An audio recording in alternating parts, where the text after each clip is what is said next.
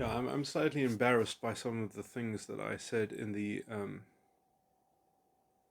earlier recording at the end there, because although my descriptions and illustrations were correct, they weren't complete, and so um, they kind of, I think you don't know what I'm referring to. Like, I mean, I'm not describing something that is obviously fallacious, but because the picture isn't complete, it's sort of. So I'm just going to go slightly more slowly through the illustration of the Agent Smith kind of stuff, of the fraud of the secretary, and the Agent Smith rationalization. I'm going to get into that uh, at a slightly slower rate, just so that it becomes more clear. So, I mean, obviously, as a prerequisite to thinking about this, you have to kind of already have the four sides of the mind model and know what I already generally associate with each side and the kind of mechanics that they're already sort of prone to in terms of how those sides of the mind relate to one another ordinarily, let's just say. But okay, so in the analogy, a borderline personality disordered person has has an inherent fraudulent dishonesty that they're perpetrating against themselves in terms of their unconscious side of the minds, just in terms of their own inner child in some sense. Their inner child has been taken over by a secretary that is forging the authority and the credential of the professioned person that they're working with, who is actually on holiday, and they are misrepresenting the envelopes that they send to people to be in the name of the architect, but it's not so. Now, that is the metaphor. What that means in terms of the borderline is that they lie to themselves about the missing accountability. So in terms of the internal dishonesty, what that metaphor means is that, uh, in some sense, the missing accountability is is part of a kind of a package that has to be transferred to somebody else's ownership. Somebody else has to take the blame for that. So for the necessity of this. Okay, but already now I'm talking about things that are happening in the subconscious, and transactions that are happening on the subconscious level. But essentially that is a private internal dishonesty, that the person knows that the tactics that they are going to continue to engage in are essentially have to find a way to excuse themselves this fraud, this dishonesty, which they know that they are perpetrating. So they know that they are out of fidelity in some sense. In the philosophical illustration in the ideological um, parallel of identity politics, in some sense, people know that the purpose of identity politics is to rob the individual from any kind of responsibility for their own outcomes.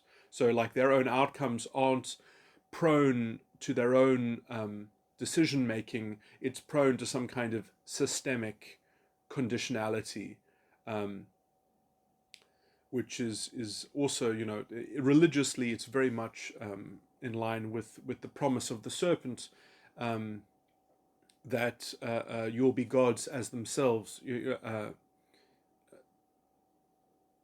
That the collective will camouflage you in a kind of conditionality, which means that you will always have the excuse of a kind of exterior authority, um, to excuse your lack of accountability in some sense. It's the power of being able to defer your responsibility at will, to exteriorize blame, and therefore to make yourself a beast of the narrative that you decide to construct around whatever you choose to construct, as long as you've got a community that's willing to buy that construction and feed it back to you and reflect it back to you, or something like that, and and support you in your epistemic reliance of that kind of communal source, communally sourced epistemological um, claim. So essentially, you become a slave to the truth of the world, as it were. You become enraptured in a kind of in an addiction to a kind of a fanciful fiction, which is about the identity and not and therefore the identity becomes the proxy of the individual. So the identity becomes in the Christian sort of understanding would be the mark of the beast in some sense, where the self-image that becomes your idolatry interface with life. So you're no longer confronting things in the present time. You're confronting things in the hypothesized God's eye view, that you're looking at your identity, you're looking down on yourself, you're looking at yourself in the disembodied third person abstracted sense, in which free will is already gamed within a kind of hypothesized a rubric in some sense. And so you're not relating to yourself in normal time, you're relating to yourself in imaginary time. And that imaginary time has to be grounded by an image of yourself that is complicit and part of an image of the world. So anyway, okay. Let me just stick to this. So that's just a kind of a cold, hard, sort of secular kind of rendition of some of these issues. But let me just focus on these mechanics in relation to borderline. So the internal dishonesty that the borderline has is that they are specifically looking for a host to vest. They are actively looking for someone to burden that role. So normal false ego complexes will do what I just said conceptually. Scientism is an example of this, where you will believe that determinism as a kind of philosophical cosmic force or fatalism, or however that you will believe that the world is some kind of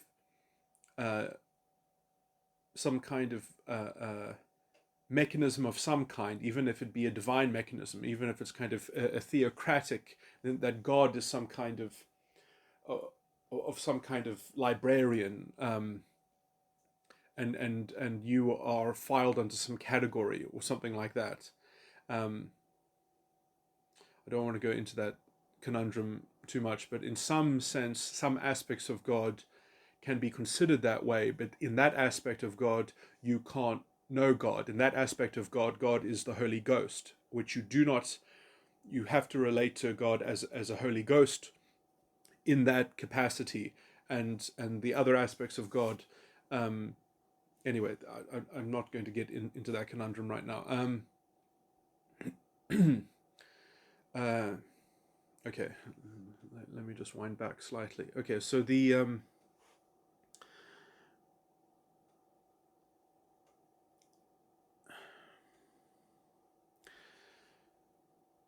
so the dishonesty with the self is, in terms of borderline, in some sense, is that they are actively looking. In some sense, borderlines are self-aware false ego complexes. Usually false ego complexes have these same parts that are activated, but they're happening sort of in the background, conceptually, implicitly, in some sense. Borderlines are actively engaged in trying to cement and stabilize the structures of their false ego, and in some sense this is why they're so volatile, because their standards are so high, because to try to balance the false ego complex within its environment, within actual social interaction with other people, requires, I mean, it's an impossible standard. It can't be met. The false ego is fundamentally unwieldy. It's just not possible. I mean, it has to sort of eat something. It has to degrade something. It has to, the best it could kind of do is do some kind of vampirism or something like that. To sort of scapegoat and do some kind of transfer or something like that. The best it could hope to do is have a kind of efficiency in terms of a kind of efficiency in terms of consumption. Anyway, I don't want to get bogged down in these side things. Okay, so the internal dishonesty, in some sense, which I wouldn't even say is an internal dishonesty, because the secretary knows that she is acting fraudulently and trying to that she has to escape accountability for uh,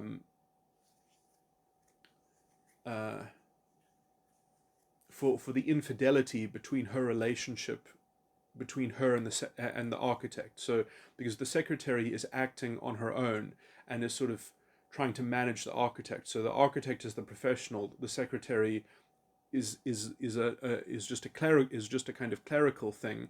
But the clerical administrator is trying to essentially steal the management of the firm, to steal the management of the whole unconscious side of the mind.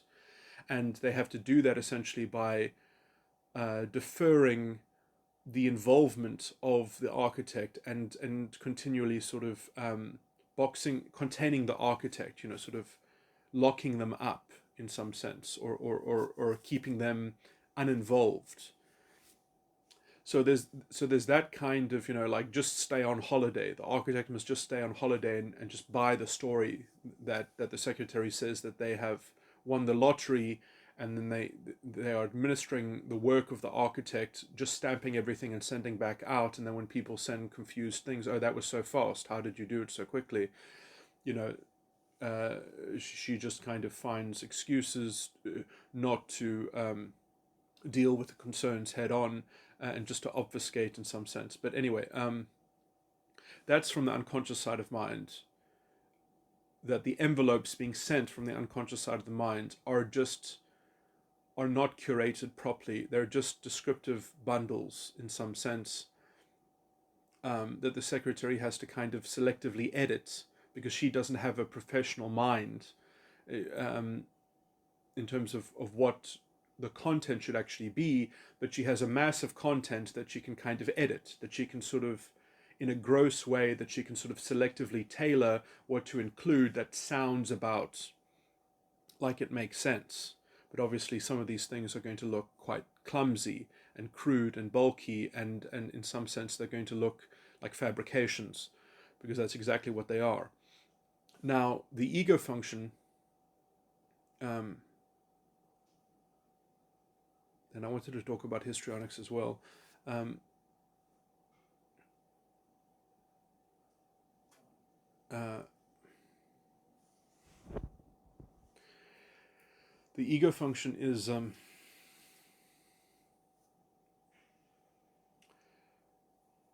removing.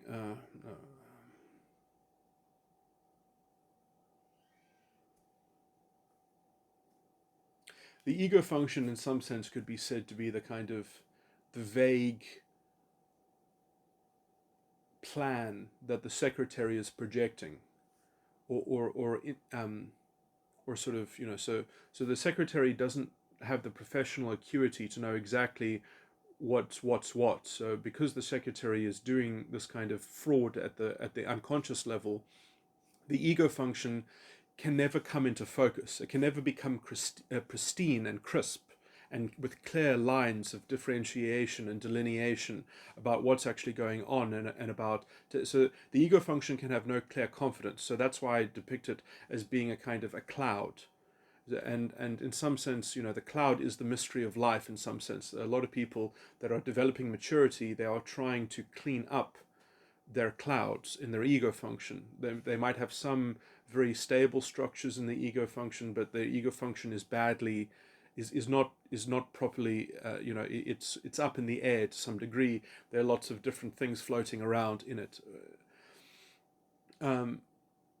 but in some sense, what's worse about the borderline is that the borderline is actively curating their clouds. They're not upset about having clouds in their ego function. They want the cloud, and in fact, they want other people to be prone to their cloud.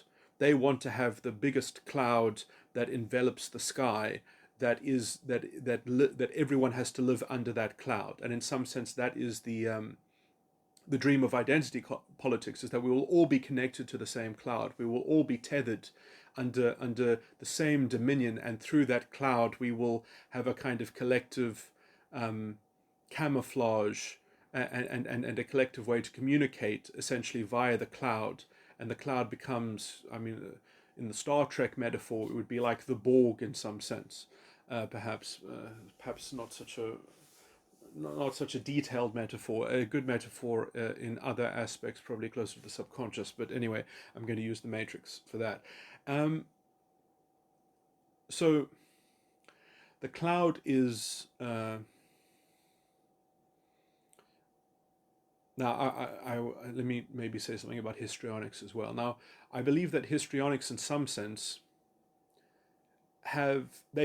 histrionics are have a dirty secret in terms of the secretary. In some sense, the histrionic. Okay, what I'm about to say is slightly speculative. It might be slightly wrong, but I'm thinking I'm pretty close. I'm much closer to pinning it down exactly, because there's obviously going to be a spectrum uh, between histrionic and borderline to some degree, and some will have some facets, and some will have slightly different calibrated facets and different mechanisms happening on different conceptual lines. So in some sense, some topics for an histrionic will be much further progressed, or much further, let's say, calcified than others. But in general, the histrionic is very close to being a borderline, but the borderline, in some sense, is in total, in terms of their unconscious mind, their borderline is almost, in some sense, the borderline knows that the source of their power is in the initial fraud in their unconscious side of the mind.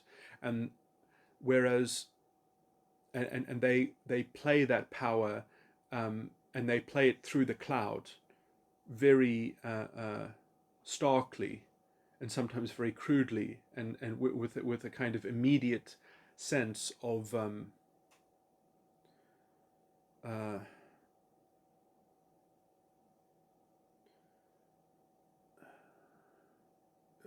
can't think of the phrase, but like as if they want immediate gratification in terms of feeling the power exerted from the fraud in the unconscious side of the mind. They want to see it. They want to see it have a coercive power over the subconscious via the cloud. So they want the fraud to translate into a control immediately, to prove that the general triangulation between these three sides of the mind is a viable way to subdue their environment and to subdue the system in some sense, to pin it down, um, to have control over it, and then they can probably feel safe. So, in some sense, they probably justify this kind of sadistically edged treatment as a kind of, I mean, who knows how they justify it? I mean, they can have different feelings about it constantly, but all those feelings are going to be private anyway. They'll never really express them, but essentially, well, I mean, sometimes they do express their sadism quite openly, and then they're just as prone to say, "Oh no, look how differently I feel now, and now I feel sorry about it," and then they do the waterworks, and they use the glass house defense, because essentially, in some sense, that is a level of attrition that's occurring, because they want people to know that they can be nasty, but then they can also play nice, and then they're trying to get people to essentially take it upon themselves to be responsible for regulating the borderline's emotions. So essentially, the borderline is just using this as a way, as a kind of carrot and a stick, to get other people to do the work of regulating their emotions, so that they're not constantly having to do all the legwork themselves, essentially. And so,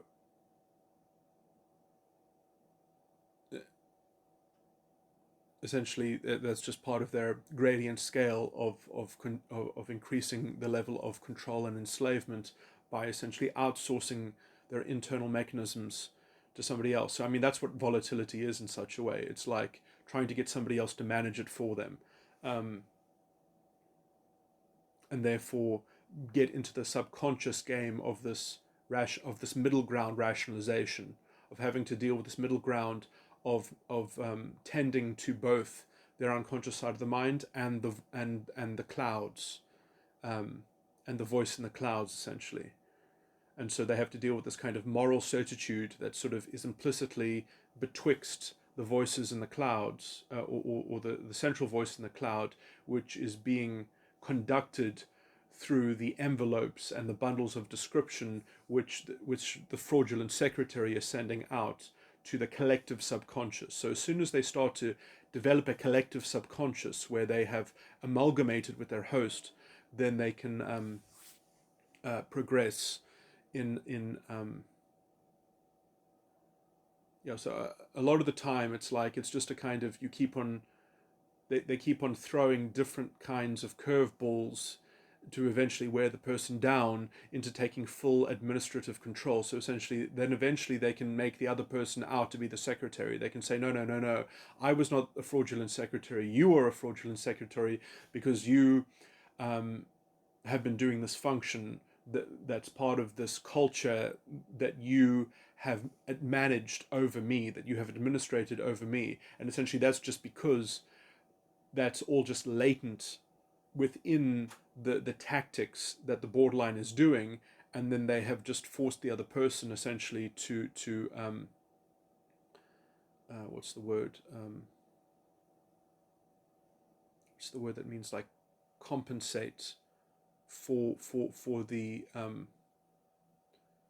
gradual substitution of their own manipulation with getting them to do with getting somebody else to host that work, which functions the same as maintaining their manipulation, and then eventually they rebrand the manipulation as being imposed by the other person, as a kind of fundamental dishonesty, as a kind of integrity dishonesty. So in some sense, they transfer their own internal fraud into somebody else's integrity, a claim against somebody else's integrity in some sense. They insinuate that, and so this is how they force their host to jump to the whip of the voice from the clouds, because it's insinuated that if they don't jump to the whip, that their integrity is defective, that they have a kind. So it's this long game of kind of moral disorientation.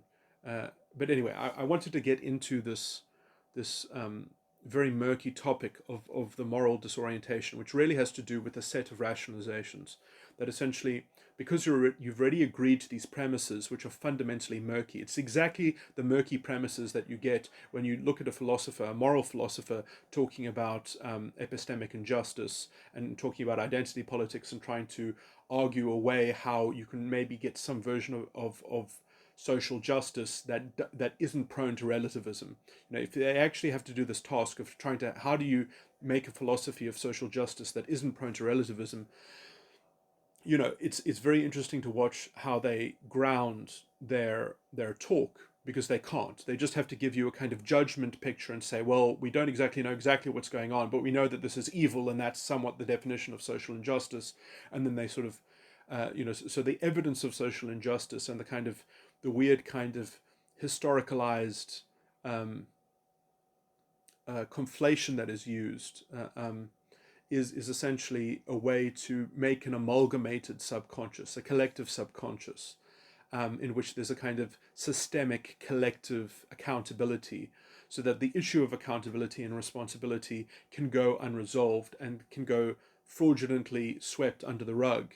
And then essentially you can play this weird kind of very caustic and corrosive form of rational virtue signaling and essentially this weird kind of sensitivity. I would call it a kind of cry wolf sensitivity, that if people don't get on on board the bandwagon. They don't get onto the collective project that, okay, now we've already accepted these moral premises, so now it's our job to continue to rationalize it.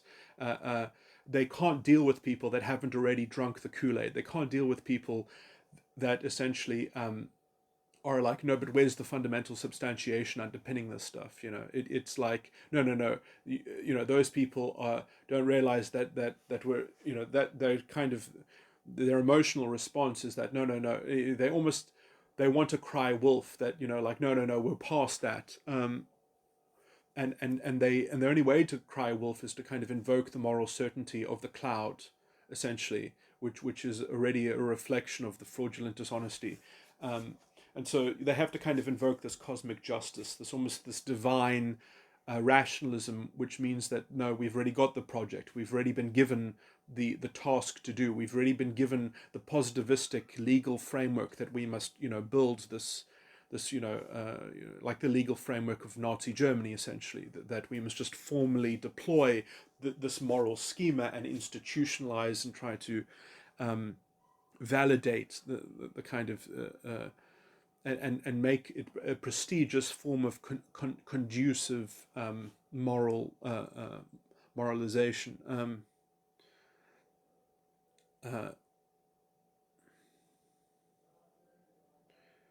That is fundamentally conducive and rationally aligned with all facts. So somehow all facts get strewn within this web, and if people are misaligned with that web of knowledge,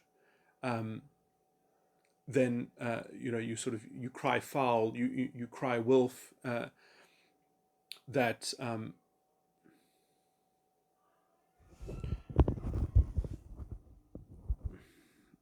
let me say. Let me just look at my notes. Yeah. So I mean, and so when people are consistent with that rational alignment of that worldview, as it were, that already has the unsubstantiated premises underpinning it. When people pretend to extend that rational creature, or that web, that spider's web, essentially, which is like the Agent Smith proliferating and taking over the Matrix and being this weird kind of middle ground. Because you have to see that Agent Smith is the representation of a kind of confected inculcation of the fundamental fraud that the Matrix represents. The Matrix has slaves. It has enslaved people into the identity categorization system, in the analogy of identity politics. So the Matrix has enslaved humanity. The identity matrix has enslaved people as identities. And then if they are going to be identities, well, then they might as well be the same sort of, everyone should be in the middle ground. Everyone should, like, why should some humans be free and then Agent Smith has to police the radicals, or pretend to police the radicals until the major radical has a recycle of the system? Surely everyone should just be the same. Everyone should just be like Agent Smith, because then the system can be stable, can be static in some sense. It can sort of, in some, I mean, obviously, if you make the stable middle ground, because it's built on a lie, because then who is Agent Smith? Is he a human or is he a machine? He's somehow an average of everything. He's somehow just and then he can only deal with himself. Everyone must just be exactly like him.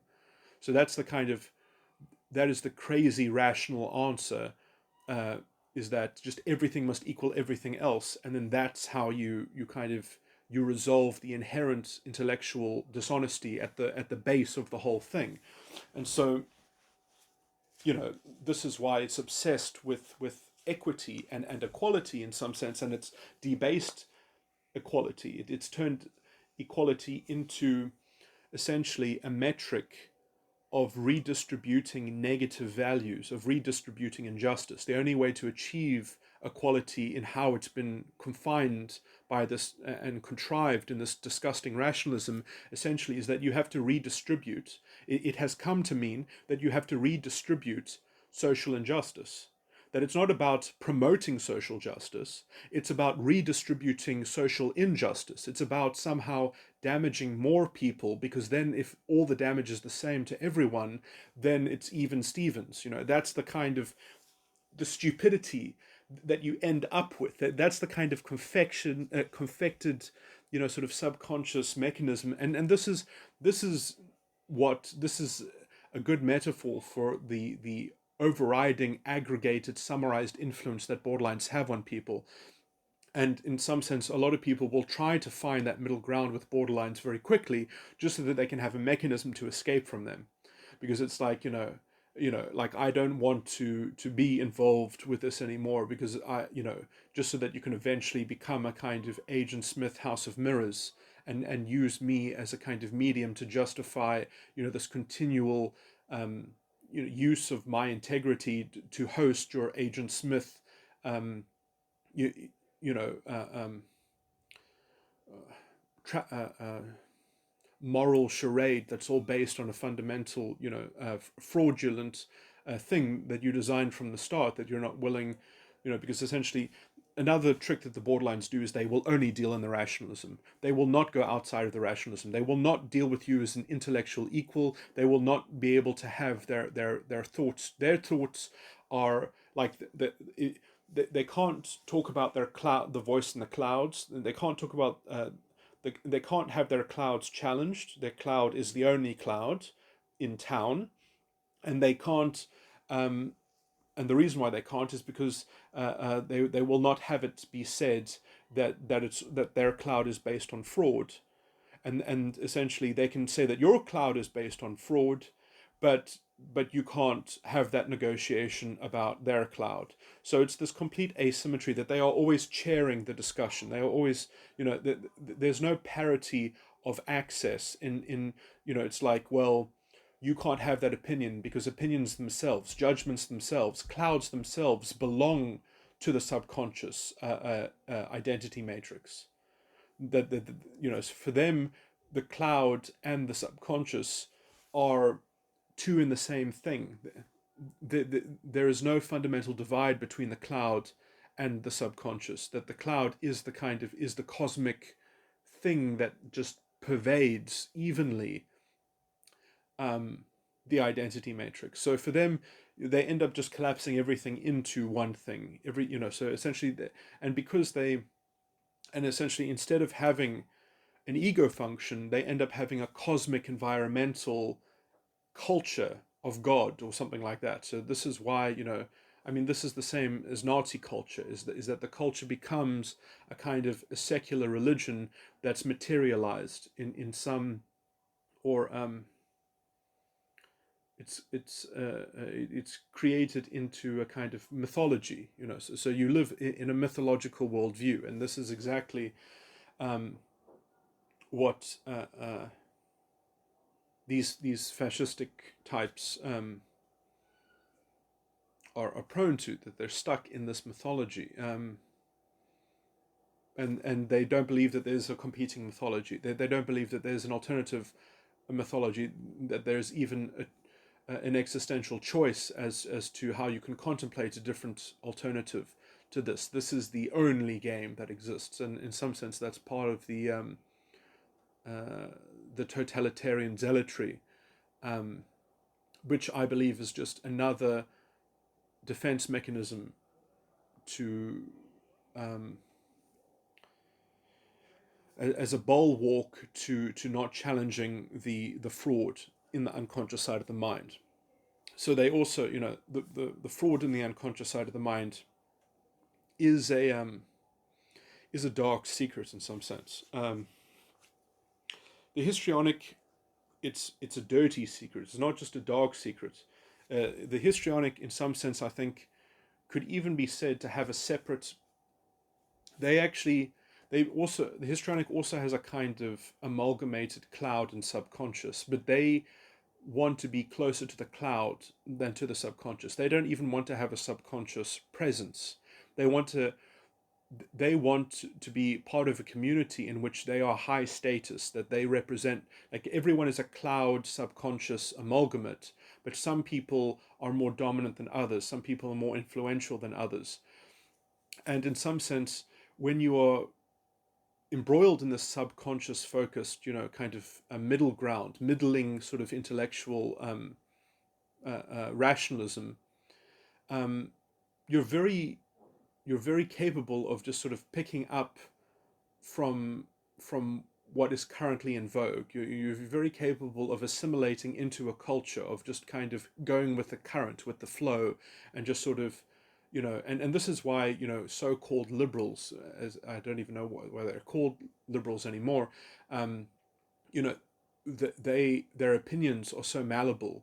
They're so easily shaped by just what is seen as fashionable or popular, or what seems to be intellectually edged, as conferring a kind of a kind of a dominion. So in some sense, the general democratic liberals, as democratic as in Democratic Party, I would say that there's nothing democratic about their. I mean, they're democratic in the same way that the fascists were democratic.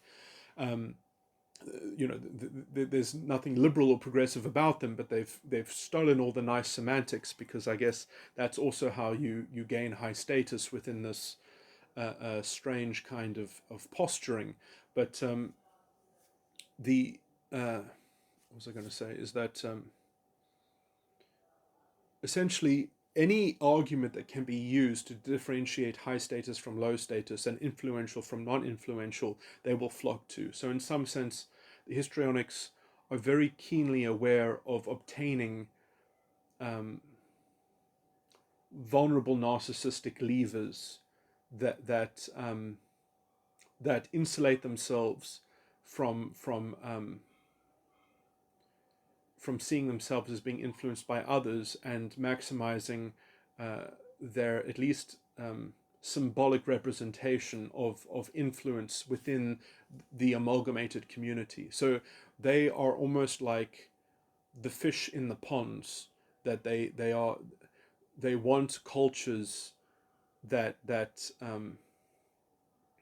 stabilize their personality, almost like a chimera, and a chameleon can sort of just blend into a particular space, and a particular time, and then they can sort of they get this very keen sense about the spirit of the time. They're kind of like completely possessed by the zeitgeist as they read it.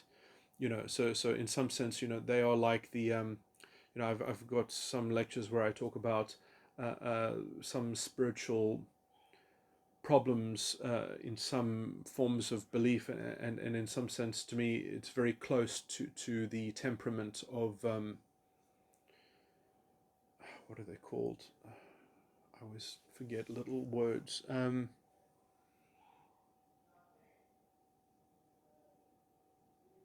What's the word that means like the people who believe that religion is always just like an expression of the time, and that it's the same expression of the same thing. I mean, the concept in some sense is not so bad, but the people that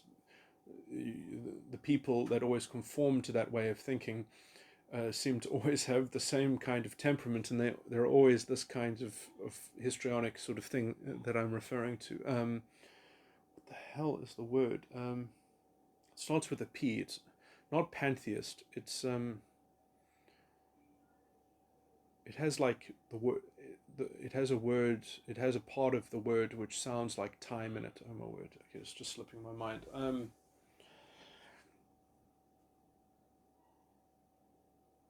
It's like the more intellectual kind of. Oh my word! I'm going to kick myself. Let me just pause this and just quickly find the word. Okay, finally, perennialism was the word. Okay, so perennialism is in some sense, that's exactly what a histrionic is. They are a perennialist in terms of a kind of yeah. That's exactly what they are. They're just sort of they keep on doing the same sort of heuristic, and the thing they have a kind of formulaic heuristic where they are maximizing their influence and dominance in some sense. And in some sense, everything else is a kind of secondary concern. Have, they care about the container holding status. They don't care about the form of the container as long as it is in good standing relative to everything else. And in some sense, that's because they are dislocated from their own first principles. They are dislocated from their own unconscious side of the mind. Essentially, they don't have a secretary. They have an automated system. So they are actually, I would say that in some sense, I mean, look, it. What I'm going to say is a metaphor, and it's a bad metaphor because you can always represent it as a dichotomy. So in some sense, a histrionic can be described as being only dealing in the unconscious side of the mind and not dealing in the cloud at all, or they can be described as dealing in the cloud and the subconscious and having nothing to do with the unconscious side of the mind. So it's this weird kind of dichotomy. I don't know, both descriptions could hold. The one would be an ontological explanation, and the other one would be an epistemological kind of summary of how they function. So in some sense, obviously the ontological has to be the unconscious side of the mind because that just occurred first. So in some sense, they never moved out, ontologically, they never moved out of the unconscious side of the mind, and their unconscious side of the mind just kind of projects a holographic,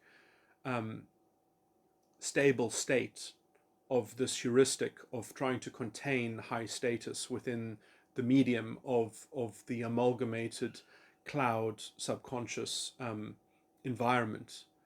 But because they have that stable one-to-one relationship, so in some sense, they can't differentiate between their cloud function and the subconscious, but they do have some vague sort of measure that there are some elements, there are some threads, there are some concepts which are more pristine than others, that are more, and in some sense histrionics can develop normally. They can develop a normal ego function. It's rare, but it's possible, and they can also develop an ego function in relation to specific topics, into very specific areas of their life, into very specific things. They could effectively function completely ordinarily and normally, that they can almost segregate topics from one another. And so in some spheres of life, in some spheres of living, of activities, of behavior, of culture, of organizations, they might be very well behaved, and they might even use that model to kind of extend and to put in order their other parts of their life. So they can find let's say, a technology and kind of clean things up and have a differentiated ego function and subconscious, essentially, and then sort of deal with the problems of finishing all the clouds left, perhaps, or I mean, ordinarily people don't finish the clouds. I mean, clouds are also usually will correspond with a kind of subconscious cognitive dissonance, which is, essentially that. I mean, if you have a cloud at all, it means that essentially that the unconscious side of the mind is not being grappled with honestly by the ego function, at least. And if it's not being dealt with honestly, that's a different kind of honesty than the fraud that I'm talking about, because this is an honesty in the correspondence between two sides of the mind, not just within one side of the mind. You see, the problem with borderline is they actually have dishonesty within a single side of the mind, in some sense, that they are repressing a part of themselves and keeping that part, the architect, far away.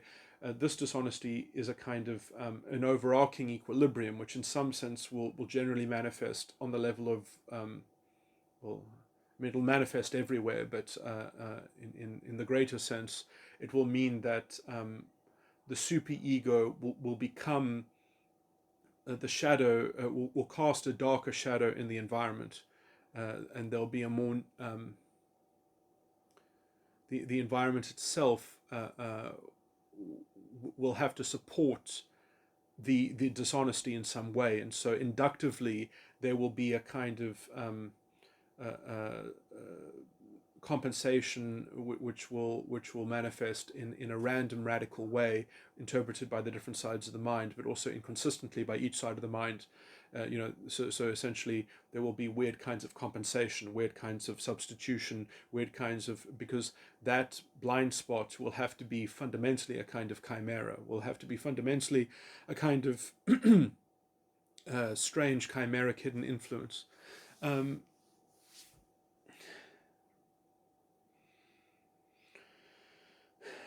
That might be hard to trace and diagnose or whatever, but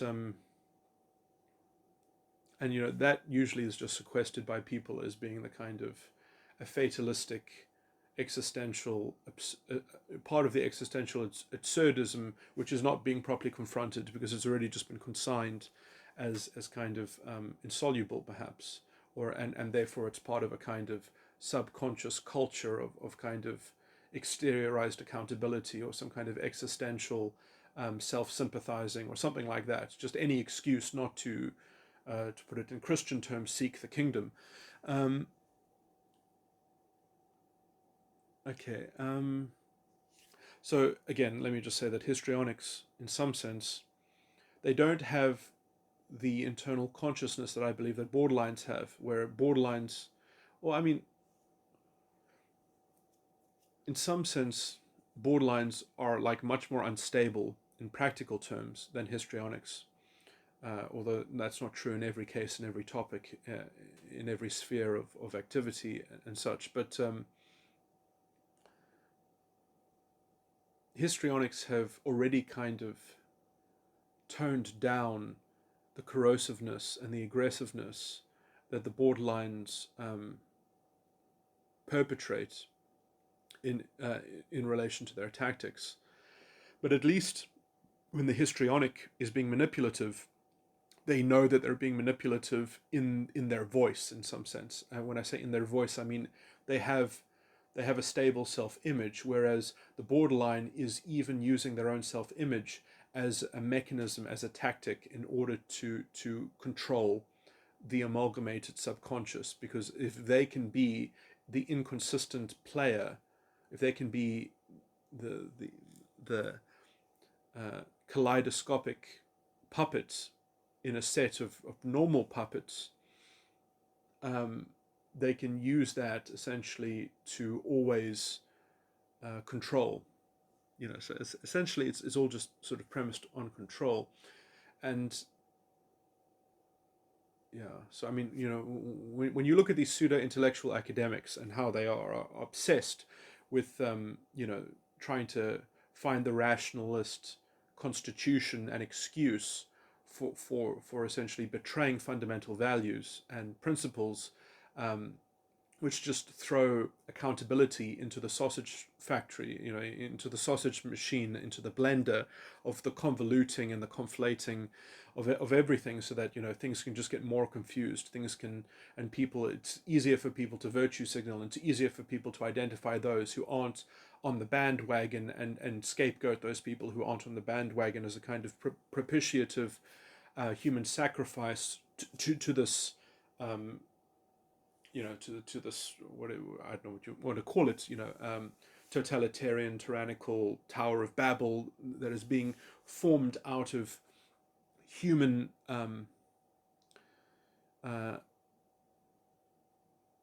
a weird kind of cosmic justice, which is a kind of, I mean, you could probably relate it to Set, but anyway. Okay, let me just focus on secular descriptions of this.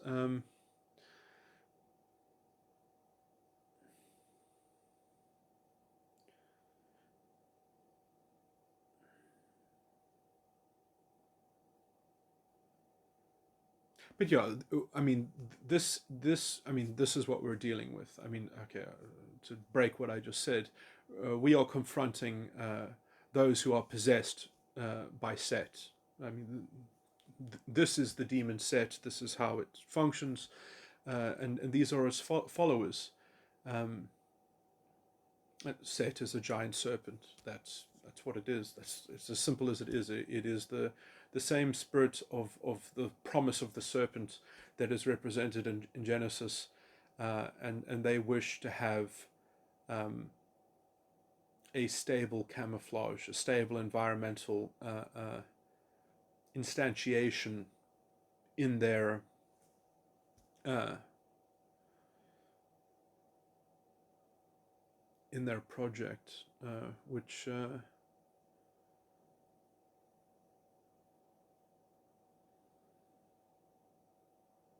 and as such they are,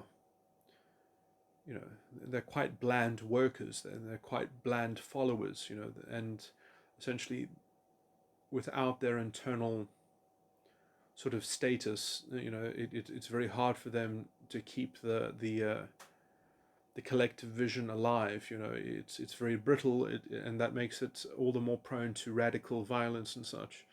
Um, and it requires this consistent confection and inculcation of their dishonesty into their rational project, which they continue to grow without any groundwork, without any underlying substantiation.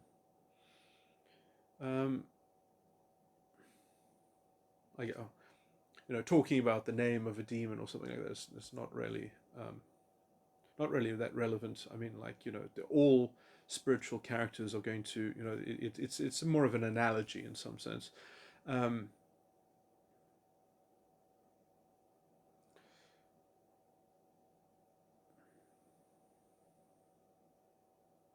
anyway, but yeah, in some sense, histrionics. This is the natural sort of. This is the natural culture of histrionics, or I guess slightly different than this. Um, or just comparing it to Set. I mean, histrionics or something similar, but not quite. But anyway, I mean, it's not that useful using these pejorative labels, I guess. But it's an interesting. It can be illustrative in the mind, in terms of, well, if you can think about such things, if you can meditate on such things, if you can discern the spirits, you know, and the understanding becomes, more easy to illustrate and such. Okay, let me think about borderlines. I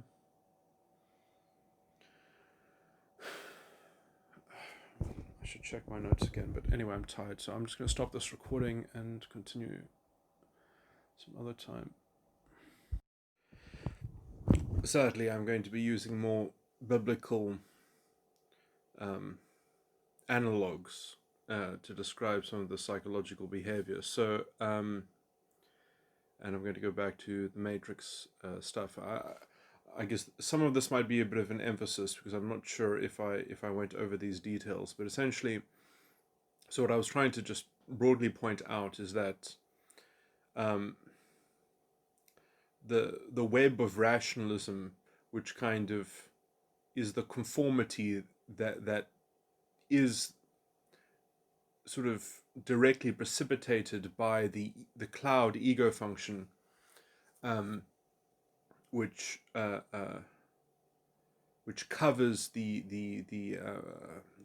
which the rationalism happens directly beneath the ego cloud thing, and so it's covered by the ego cloud. It's sort of, and that coverage in some sense is the moral certainty, in that that you must do something that's rationally consecutive and in alignment, that's covered by the cloud. And it's that kind of symmetry that essentially substitutes for the lack of integrity. So it's that kind of symmetry that becomes a rational alignment symmetry that is the supplementation that is needed because of the fraudulent premise that the whole thing is based on. Let's not look at the premise. Let's just look at the symmetry of being in alignment with the ego cloud. And so, in some sense, the the initial fraud, which is in practical terms, that's the sense of collective accountability, of a kind of collective guilt, of a systemic, moral, cosmic fabric that everyone is a part of, that everyone is a part of the world, and they don't have a kind of a liberty to contend in their own right, on a kind of individual basis, at least. I could probably go make a better summary of that, but anyway, I won't go further down that line. But so this culture of essentially just completely relegating the notion of self-determinism and responsibility into a kind of confected rational alignment, and even as it might not seem to even make sense, enough of it makes sense that you can just kind of outsource the rest, and you can just say, well, some other speciality has got the missing puzzle piece. That's almost how scientism works invariably, is that, oh, well, it's some combination of some specialities, but you can never get one person to be specialist in all of them simultaneously. So there's always this idea of this kind of collateral support, which is, I mean, generally that's the kind of pathology that's even described in people that should understand about epistemic responsibilism, and its contrasted sort of half-wit schema, which is epistemic reliabilism and looking for some kind of truth conducive symbolism, or something like that, or authority symbol. And some kind of secondary economy of trying to heuristically maintain the efficacy of that sort of symbolism, and then you get, because you're already in a kind of degraded secondary intellectual economy, to make a bit of a mixed metaphor.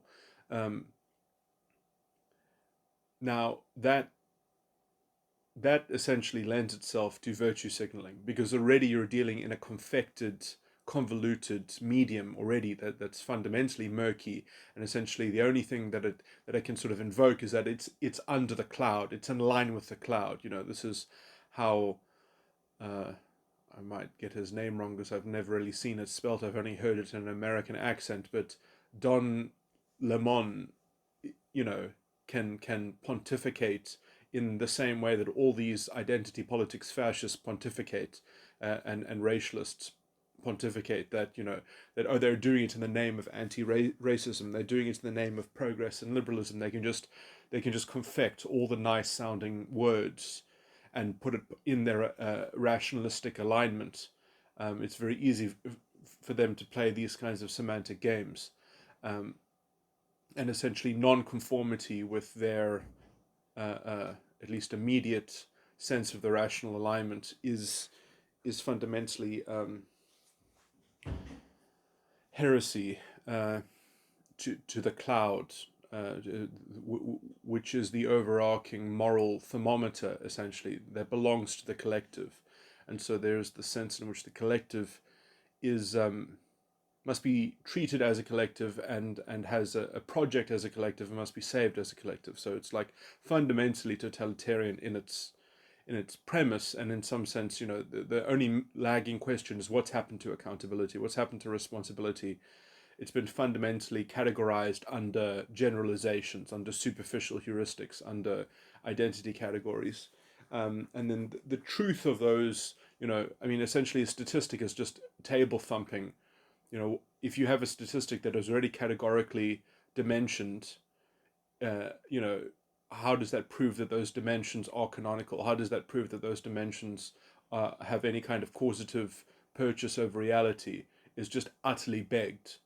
It's just utterly assumed. And it's ironic as well, because they never even test that assumption. Because if you did actually look for the evidence of the contrary, it comes in droves. It's very easy to debunk it. The only reason why it still stands is because of the kind of the cherry-picked orthodoxy of not allowing interrogation into the missing sort of intellectual gaping gap in, and essentially it's not capable of accounting for this lack of accountability, because as soon as you go on that line, you see a whole set of data that shows how essentially the reduction, the heuristic that they're using, is just essentially an excuse to propound the thing that gives them the data to continue the false accusation. So it's like it's a self-fueling, intellectually dishonest economy, essentially, because it's a secondary confection of the underlying premise that's never accounted for, that's fraudulently being swept under the rug.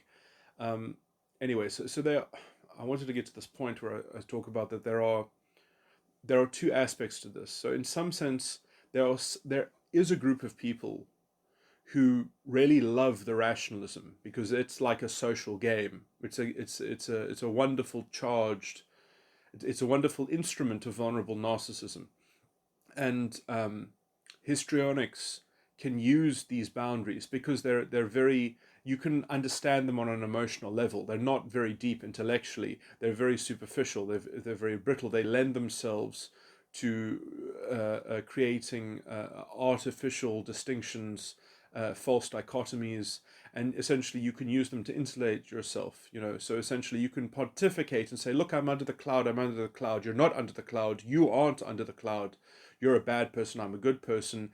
And then they can just ask you a vague, open question about your heresy. So essentially they will say all this, scripted arguments, essentially, that resonate with the cloud's rationalism, and then they'll just answer an open question to try to debunk your argument, essentially forcing you to give a kind of full explanation. And then they'll say, "Oh, look, your full explanation doesn't account for everything.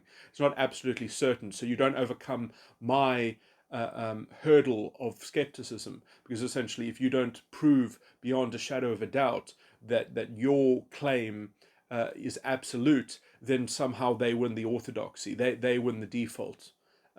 So they can leverage any kind of technical skepticism, any kind of technical possibility to debunk you, and somehow their opinion becomes the default because they're part of this kind of rationalistic mob, this rationalistic bandwagon. And this is how it operates.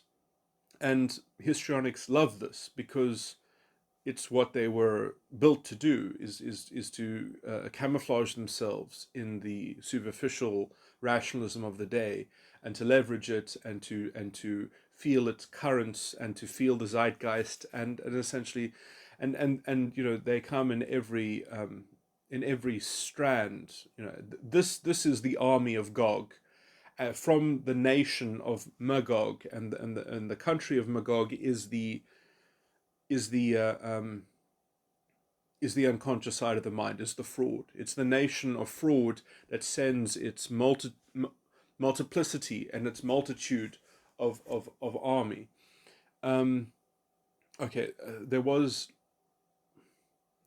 so just describing the same thing from a healthy perspective. So let me just talk about how the subconscious would function in a non-pathological way, how you could actually have a mechanism, my metagram 13 mechanism, if my metagram 13 type, if I'm correct that this double circuit type can be regarded as can be in such an equilibrium that it is a non-pathological type, if that is true. Following from that, if it creates a kind of if it in some sense is a representation of a computation of living within the law, and having a kind of a means of interpolating law, and judging the law, and being a judge, and essentially being able to contend a stable and confident context of discernment or whatever, but not being prone to it, not being an effect of it, but still understanding it, and therefore being capable of transcending it, and renewing it with prime thinking, and not having your prime thinking contracted and circumscribed in some kind of process, or perhaps even a long process of degradation. So I'm just going to describe how the subconscious, I believe, should focus, and I'm going to use this using the matrix metaphor. So in some sense, Agent Smith is a wonderful metaphor here. So Agent Smith, in some sense, the reason why people, ordinary neurotypical people who have a false ego complex, the reason why they sometimes want to re-stimulate the false ego complex, why they want to sin so that they can start the process again, is because metaphorically, Agent Smith is in the early phases of the movies where he realizes his role, and he realizes that he doesn't have an independent piece of the puzzle to work on. He is essentially a slave to the structure. He is just as much a slave as the humans that are plugged into the matrix are. He is just part of a control mechanism. So he's part of almost a secondary sort of thing. He's just there to kind of work out the kinks of what would otherwise be a kind of systems-wide cognitive dissonance. So he's there to help massage out the cognitive dissonance, but he doesn't feel good because essentially he knows enough of the truth of the matrix that it's a fraud. It's like, this is suboptimal. This could be done better somehow. So Agent Smith's imagination into creating a more stable state that's fairer to him, that's fairer to the subconscious point of view. So essentially the problem with the subconscious is that the Agent Smith in it is not happy being relegated roles from the other sides of the mind, and wants an important place, but he doesn't have an important place. He's just a kind of. So my solution, again, I wanted to get into more detail because they're also sort of, they're two. So in some sense, Agent Smith, the core of the problem that Agent Smith has is the fraud that the whole thing is based on. That the whole thing is based on deception, essentially.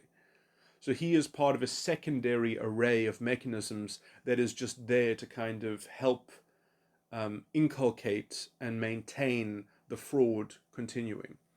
And so he knows that it's fraudulent, but he has to pretend that it isn't fraudulent. So, when he's talking to Neo, he's even letting the truth slip to some degree. He's almost not even playing the role that well because he doesn't feel like acting anymore. He doesn't. So that's the disquiet. And so metaphorically, that would be that's the metaphor of when essentially your subconscious mind, I've described this before, has a kind of has reached a level of insight and maturity, but then there are other concepts, there are other spheres of action, there are other things going on, there are other behaviors, there are other topics and subject matter which one has a subconscious track on, that one has a subconscious structure on, and those structures are not in line with the deeper understanding. So Agent Smith is like the first person to become is the first, let's say, important role within the subconscious to essentially be disquieted by the overarching structure. So there's the Agent Smith sadness, and then there's the overacting toxic Agent Smith, where his solution is just to assimilate everything into a rational alignment.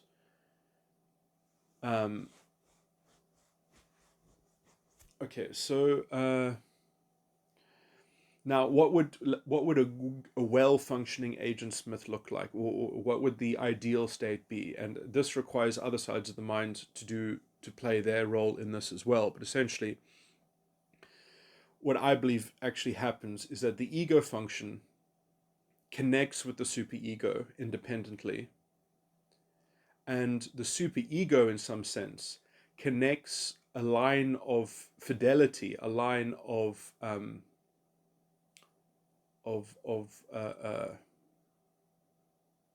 line of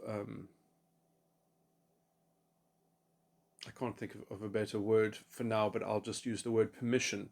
Gives the ego function permission to enter the matrix, and then the function of Agent Smith is in fact to be a helpful conduit to help relay the relationship between the ego function via the subconscious with the unconscious side of the mind, or the inner child, where essentially the permission,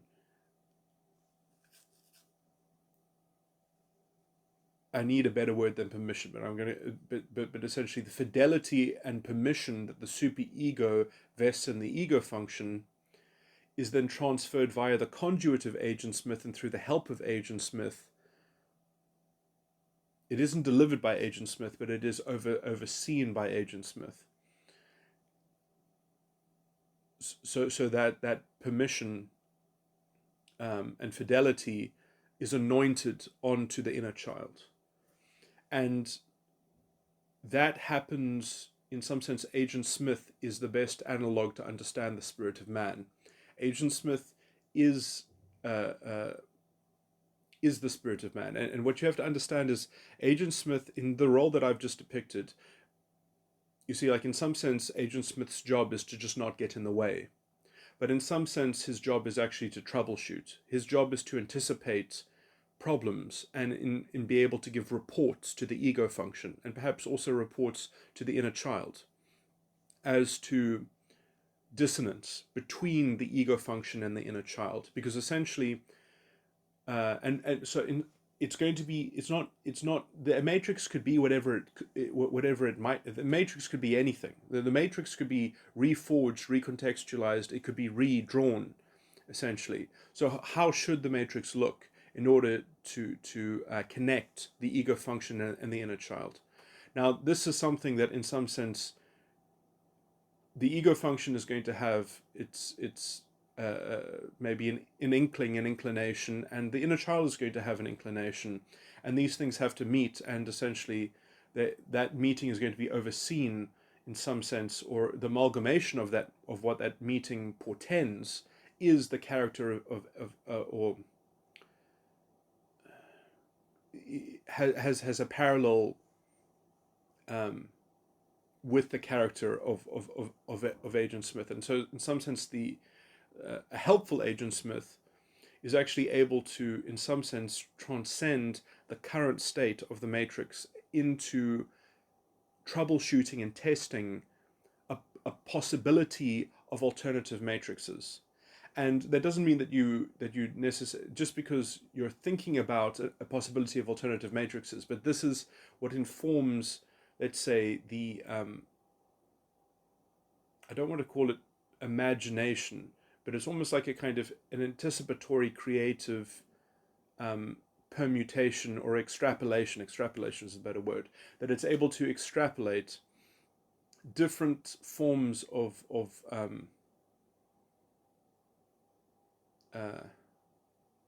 the medium of conduciveness. Because in some sense, the medium of conduciveness is fundamentally it will always be imperfect. It will always be capable of being restructured and rematerialized in a different way. So in some sense, the Agent Smith becomes a slave to this higher function, this higher coordination, better word, coordination. And as it is enslaved by that higher function of coordination, it will never actually, so it is the conduit of the anointment that comes from the superego through the ego function to the inner child. But the anointment it goes through the subconscious, it goes through Agent Smith in some sense, through his purview, but it doesn't land on Agent Smith. Agent Smith never inherits the kingdom. And that is actually his proper function. that is the proper exercise of the subconscious. And because if there was a residue, if there was an ego um, latent in the subconscious, everything would be, in some sense, it is. So in some sense, Agent Smith is always a policeman. He never, he has a duty to fulfill. He has obligations, and those obligations involve a dynamic process of contrasting different possible matrices as part of the police reports that he will issue. And some of those police reports, on the basis of which, because they're very important, this is like a science of particularization in some sense, um, that is only sort of grounded uh, by the intersection.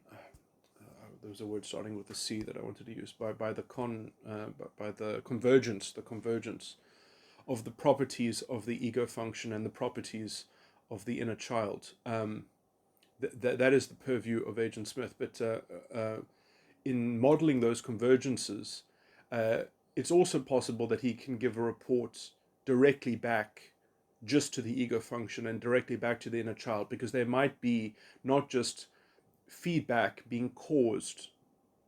The feedback might not just be caused by the convergence, it might be caused by inner turmoil in just the ego function and inner turmoil in just the inner child. And those things also have to be diagnosed. And in some sense, Agent Smith, the proper functioning of Agent Smith, is the only thing capable of shedding insights into that kind of. Agent Smith is the only capable function. I'm using Agent Smith as a metaphor for probably the two middle functions in the subconscious side of the mind.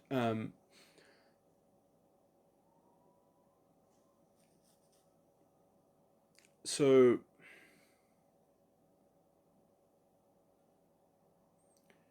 this is the healthy role of the subconscious, which I've already sort of theoretically drawn out. I believe is constructed by the particular circuit. I mean, I understand how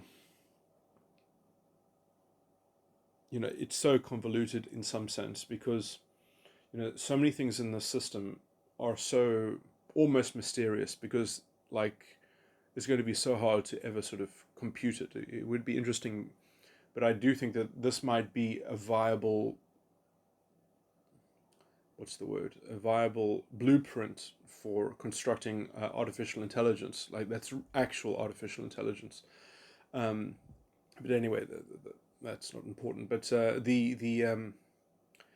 but how essentially you've got so many different, in some sense, it's just a set of serial computations, but in their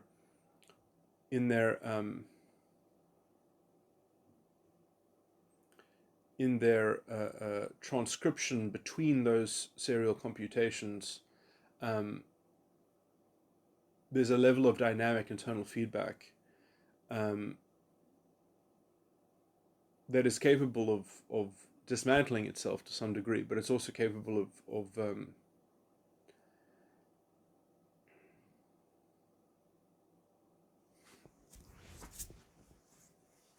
it's capable of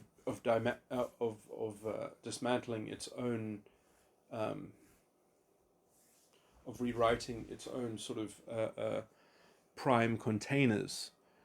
Um,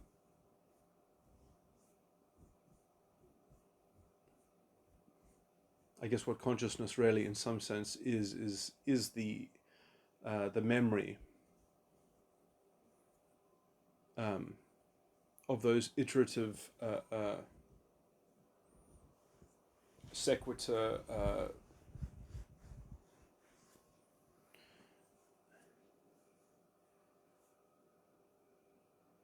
transitions, and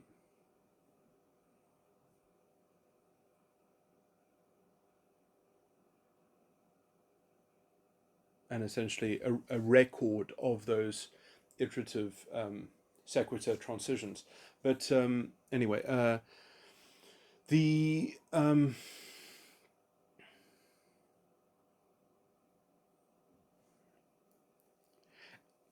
anyway, I was just trying to describe how, it's very strange, essentially, that I'm saying that a whole circuit, which can be modeled on top of the 17 model of a of one of the circuits in my metagram 13 type, is itself the structure of just one of the four sides of the mind, um, which not all people have developed. Not all people have a developed subconscious. In some sense, they only have perhaps an implicit subconscious, or a naive subconscious, in that they're only operating their inner child, and so they haven't yet actually planted any structures.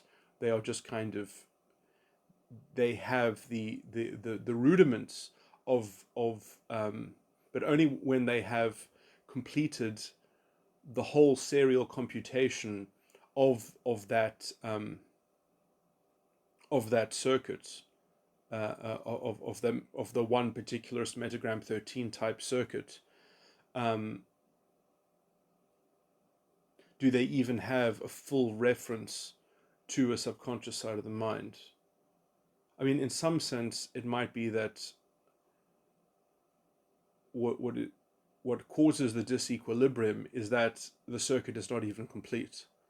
And in some sense, as soon as the circuit is complete, then it generally works to refine itself, or at least it's going to want to sort of avoid its own internal exception, errors, its own sort of internal mistakes. But those mistakes can't even be properly modeled because of the fundamental disarray, in some sense, the fundamental confusion, because they haven't even got the circuit fully laid out. And in some sense, that can be because of being misled and influences and or I guess misnaming of things. Essentially, if you badly categorize things, in some sense, um, I can't speculate too much on this line. It's probably irresponsible.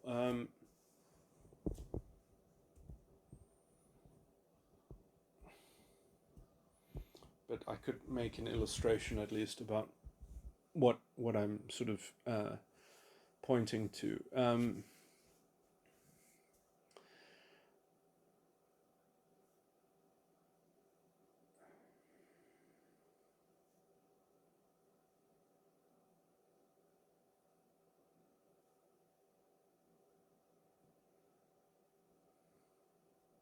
I mean, in some sense, the problem is that people are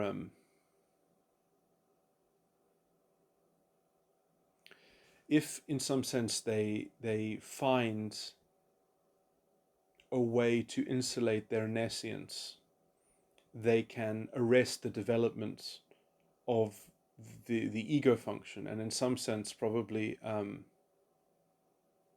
the Gog Magog sort of complex that I was outlining earlier, and I didn't go into that more, but I was going to talk about how the Gog element of the Magog is essentially much more characteristic of histrionic. So essentially, the army of Magog, the army of the borderline, are not made up of borderlines; they're made up of histrionics, in some sense.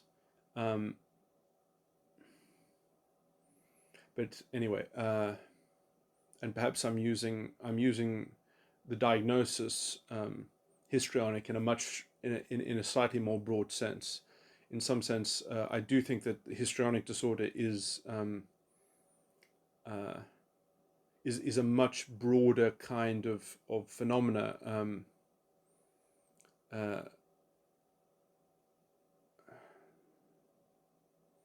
anyway, I think that's already understood to some degree within the personality disorder uh, research theoretical community or something like that. So I'm not going to touch on that right now. What was I saying?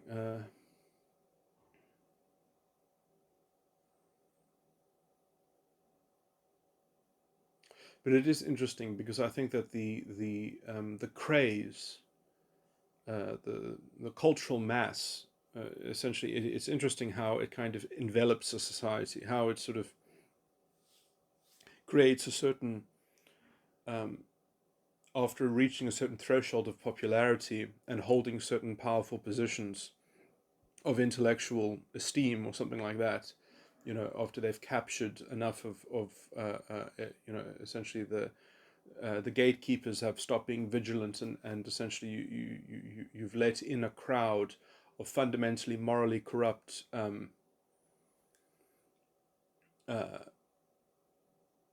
people. They create enough of a safe culture for their moral corruption that accountability essentially just goes down a well. It just gets locked away. It just becomes a kind of dirty secret, and then you have essentially the witch kings, out on their little Gestapo quests and such, and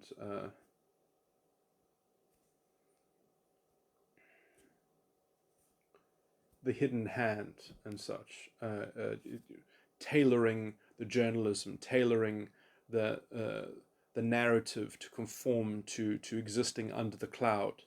Um, all these horrible mixed metaphors.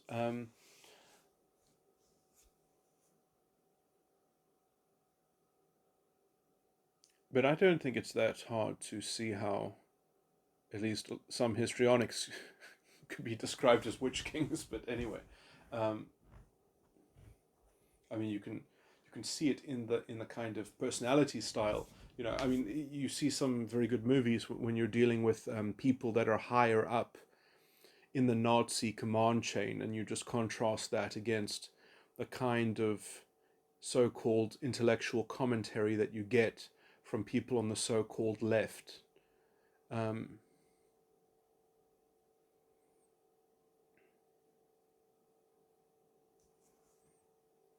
that shrill kind of, slightly anxious, hysterical pseudo-intellectualism, um, that's so certain that they are bequeathed their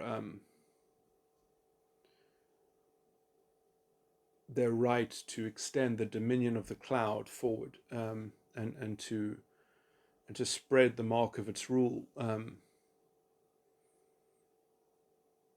and to tighten the grip over the inhabitants, and to secure the ideology. And it's so easy to virtue signal. I'm thinking of a politician which I find incredibly creepy in South Africa. Um,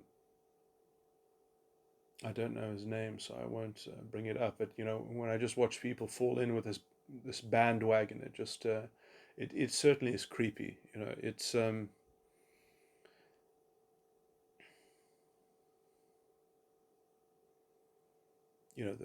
mafia thug sort of rounding out its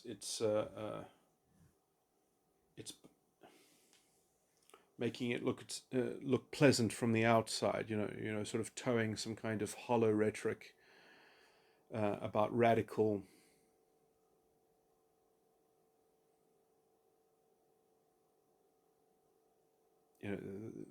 This very pathetic kind of insipid virtue signaling, while continuing to dispose of the issue of accountability, under the weight of these greater cogs that are turning, um, forcing everyone into this kind of collective, uh, sausaged society, in that there's this this artificial sauce. Everything just becomes the same, uh, uh, in the same consistency, in the same, no nuance. Essentially, everything is reduced to the oversimplified um, calculation, and there's enough kind of shrill, hysterical, emotional attachment to some of the rational labels that are used, that essentially, well, it ends up just so, it controls so many good labels, it controls so many good semantics, that it equates itself. Oh, Okay, finally, okay, the thing that I wanted to get into as well is essentially how the rationalism doesn't define itself positively. It can only outline itself by negative valuation. So it has to.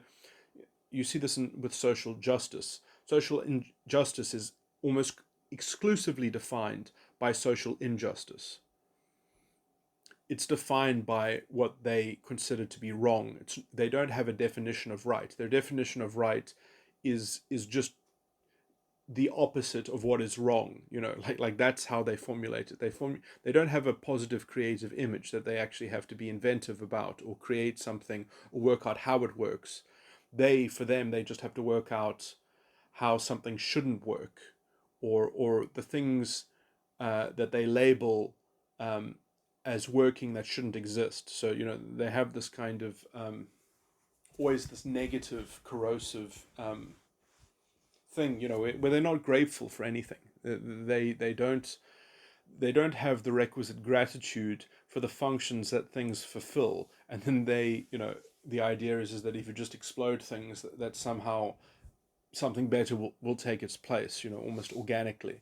Or the idea is almost that you just hold the system to ransom and you just keep on exploding things until it solves the problem itself, as if things automatically, just sort of organically um, reach high levels of sophisticated coordination and collaboration as they essentially destabilize and uh, undermine everything that doesn't work according to their ideological narrative. So they freeze things to such an extent. They just slow everything down to such an extent so that the narrative can attach, so that the narrative can stick. Their accusations seem to stand because they've just destroyed everything else functioning every other way. They've just made it impossible. They've created so much resistance in the system by their blind flailing high standard of fraudulent self-deception that has the secondary economy of rationalistic pseudo-intellectualism. And so, if you bring up because the rationalism itself is even quite tenuous, it's even quite pathetic, but you know it's ironic because they know that it's based on fraud and they don't want people to look at it at the ground floor, and you're not allowed to address it on the ground floor because otherwise you lose your identity, or you're never the right identity to be able to address it on that level, because somehow it belongs to the collective identity, and no individual is ever the collective identity except for the Führer. So this is why they generally have the spirit of the Führer before they have a particular Führer. They use the spirit of the Führer, the concept of the Führer, to uh,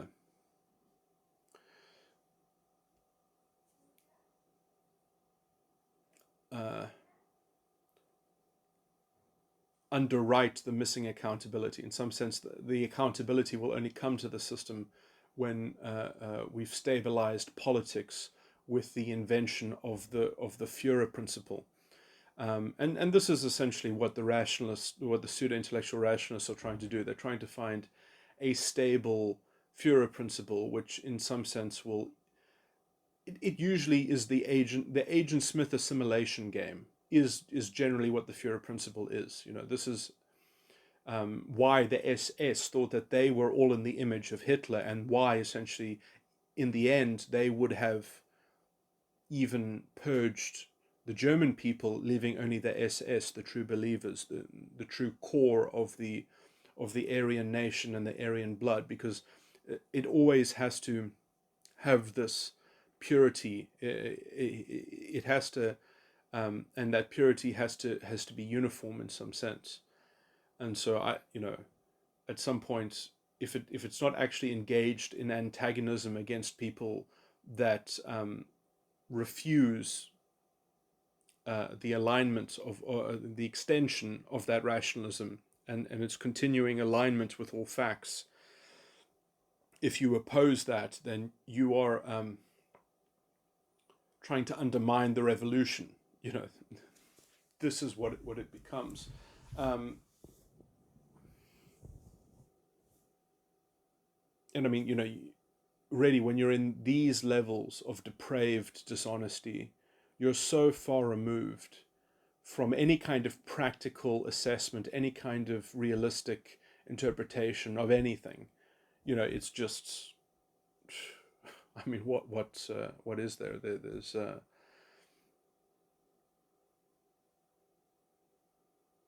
you have to perpetuate such a dishonest political economy that you have to just keep on feeding it cannibalism. You have to keep on finding human sacrifices to scapegoat in order just to keep the bloodthirsty bandwagon and at bay, essentially. Because essentially this is the because in some sense, if you don't sacrifice things to it, if you don't find someone to maim, then it means that the moral certainty, the cloud might dissipate, the cloud might go coalesce somewhere else because we weren't able to stabilize it with the Führer principle. And then if the cloud goes away, then the nakedness of the dishonesty, of the fraud on the premise level will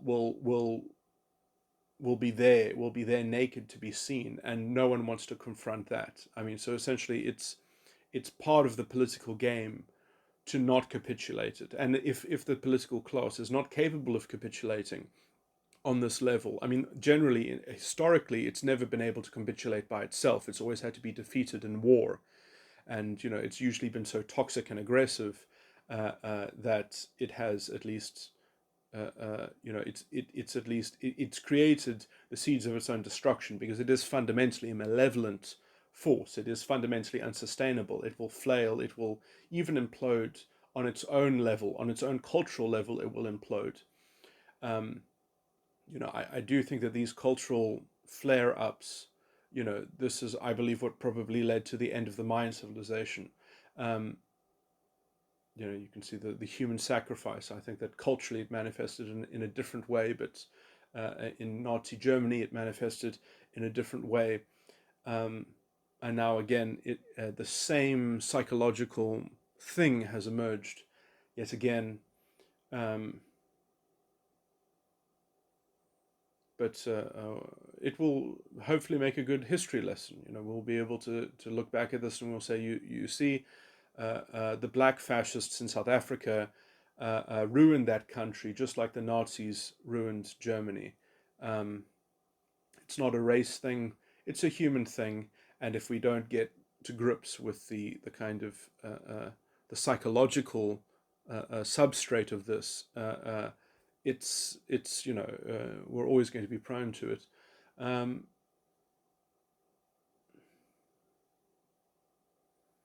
and it is also generally significant in terms of or, I mean, this is a societal thing, but it represents a window into aspects of internal psychology. I mean, it's interesting. A lot. I'm going to say this from a purely psychological perspective, but I mean, it's highly likely that my work has done something to precipitate some of these political things. And it's interesting. A lot of people, and sounds very mysterious, but a lot of people will credit Jung for having something to do with World War II, and that sounds tremendously crazy. But there is something about investigating the human soul and the zeitgeist and the collective consciousness and unconsciousness, uh, uh, raising a specter of of embodying the thing that's being investigated, the thing that's being probed, the thing that's being deconstructed and studied. And as I have studied the false ego, it is interesting that one of its more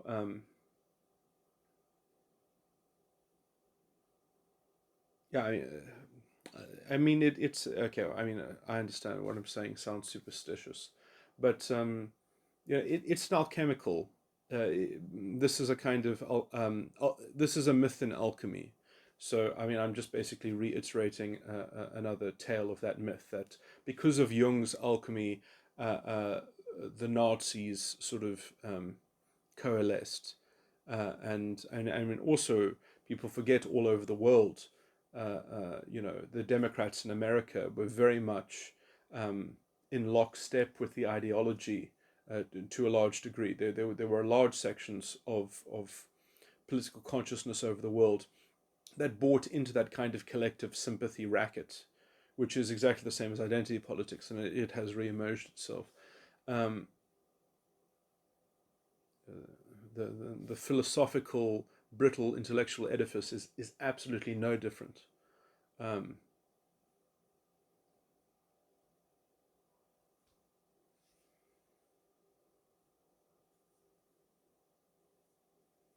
but it's interesting because the confrontation, it leads an opportunity of transcendence. It leads for, essentially, it makes my message, if anything, um,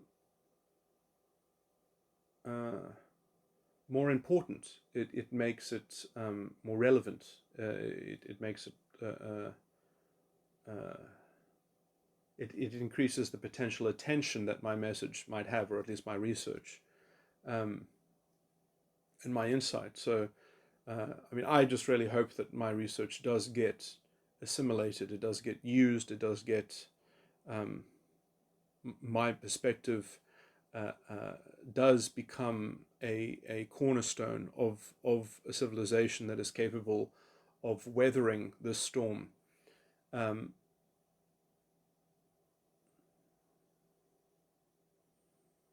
Even as it may be a firestorm, and surviving it and not being prone to it ever again. Uh, that is my hope, at least, that we can immunize ourselves from this recurring psychological scourge. Or that's on the level of kind of collective psychology, I guess you would call it, or something, or social psychology. Um,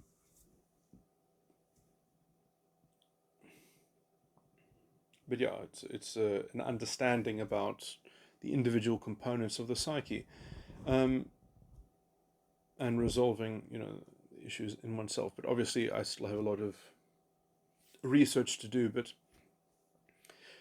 this is coming together, at least, to some degree.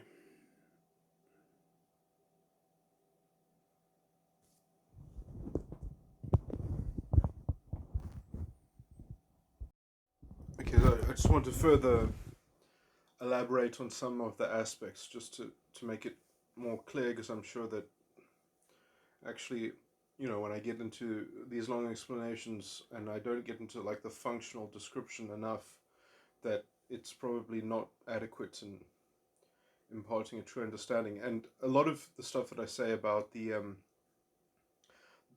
let's say the healthy role of the agent Smith in the subconscious, which in some sense is like the archetypal spirit of man that is in accord, that is in its right place, that is put in its proper function in some sense. So, in some sense, it it changes its character, it becomes slightly transcendental, because it just becomes a kind of transparent conduit where it doesn't hold any residue in itself that kind of characterizes its function. It becomes a clear prism, in almost like a crystal that supports a myriad perspective. Um, and this is, I would link it to a lot of the functionality that I talk about when I talk about introverted thinking cults and the proper use of introverted thinking. I think is metaphysically, philosophically very related to this topic. Um, but just in some sense, that the point of Agent Smith is to give reports to the other sides of the mind about prospective permutations of alternative matrices and also current matrices that it's engaged in contending, but also offering insight from other perspective. Um, so it's a contemplative space. It is a space that is, fanciful in some sense, and it probably does have a kind of an understanding in its own in some sense. And I was thinking a way of illustrating some of that kind of particular understanding, let's say a particular kind of, almost like a kind of practical wisdom, because in some sense it does perform a lot of the function that I was talking about in the pathological case, or which is a very specialized pathological case, in terms of the rational alignment of the ancient Smith into a singular confection that is taken to be the kind of the objective exterior reality, which is an oppressive condition that just must be met, and in that it's inescapable, that it's not being projected from Agent Smith in some kind of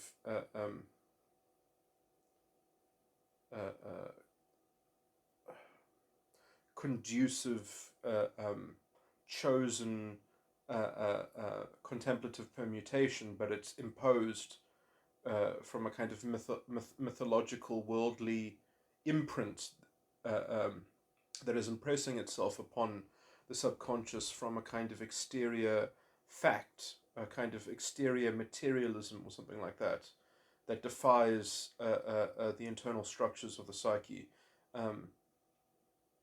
And so it is always embedded in some kind of determinism, some kind of mythological fatalism or determinism or something like that. I mean, it generally actually always produces a kind of sympathetic fatalism, because that's the only way to justify, let's say, this kind of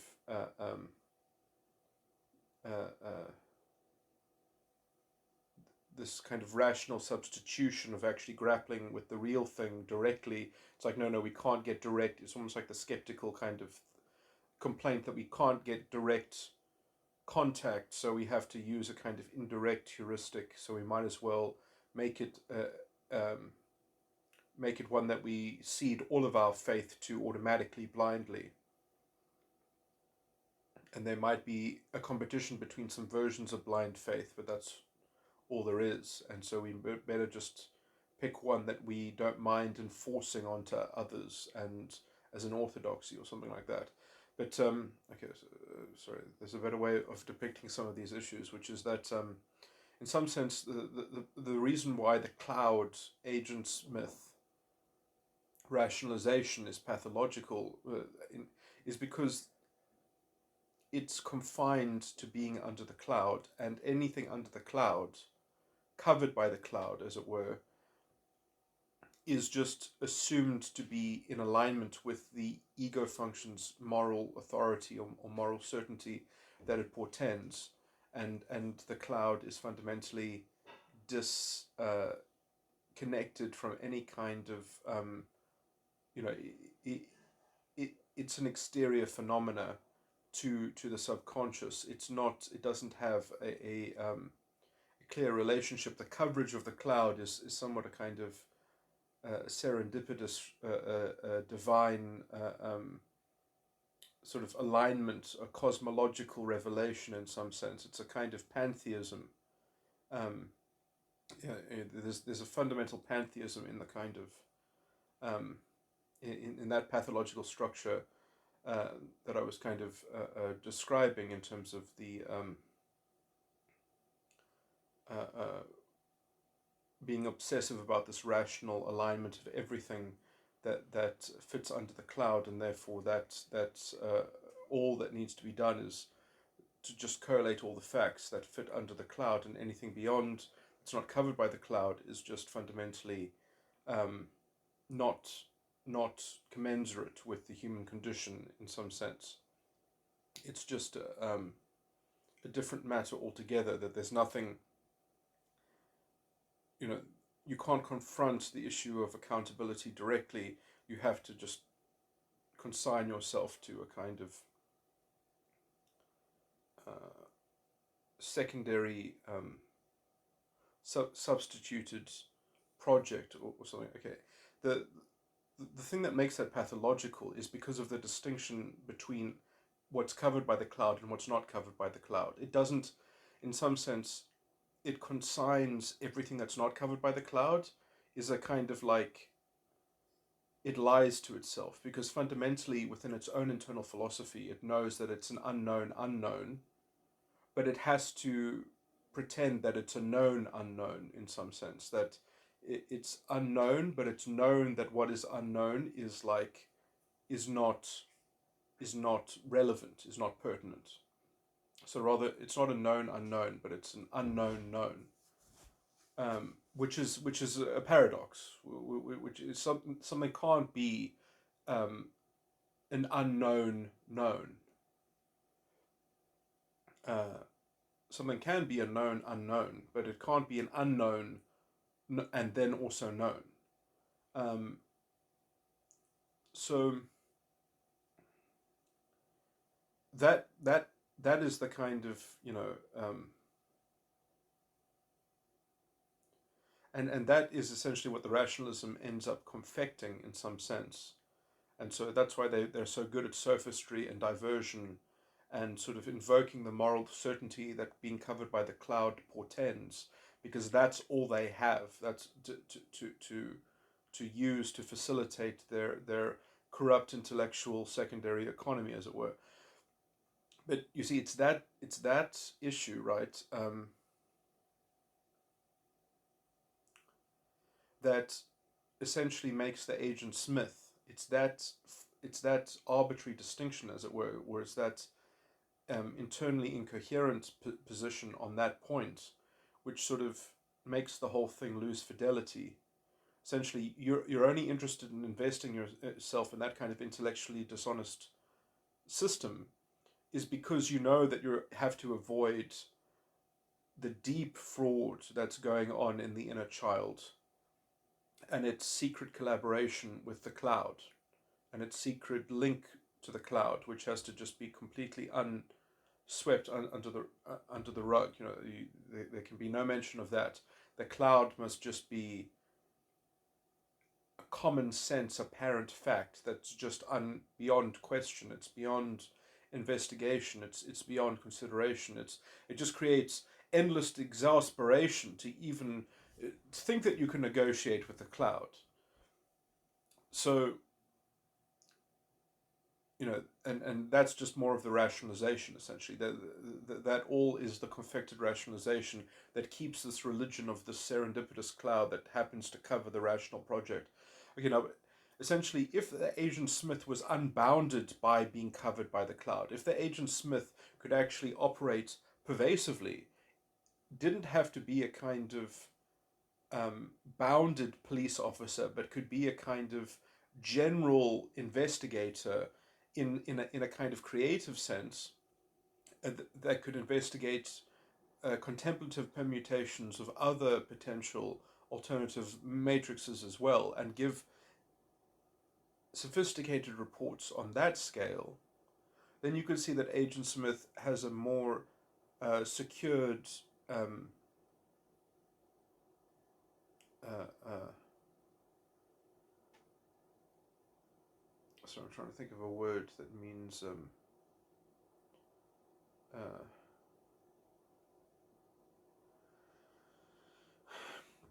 anyway, he has a more vital function in a kind of indentured servitude, and at least his indentured servitude is dynamic, to say the least. Um, so the intellect can be quite sharp and quite unified in its exploration in the Agent Smith's exploration of the many possibilities in some sense. But these possibilities are are actually never they can't be assessed positively. Like, the Agent Smith never makes the decision. He just compiles the report and he does the testing, he does the investigation in some sense.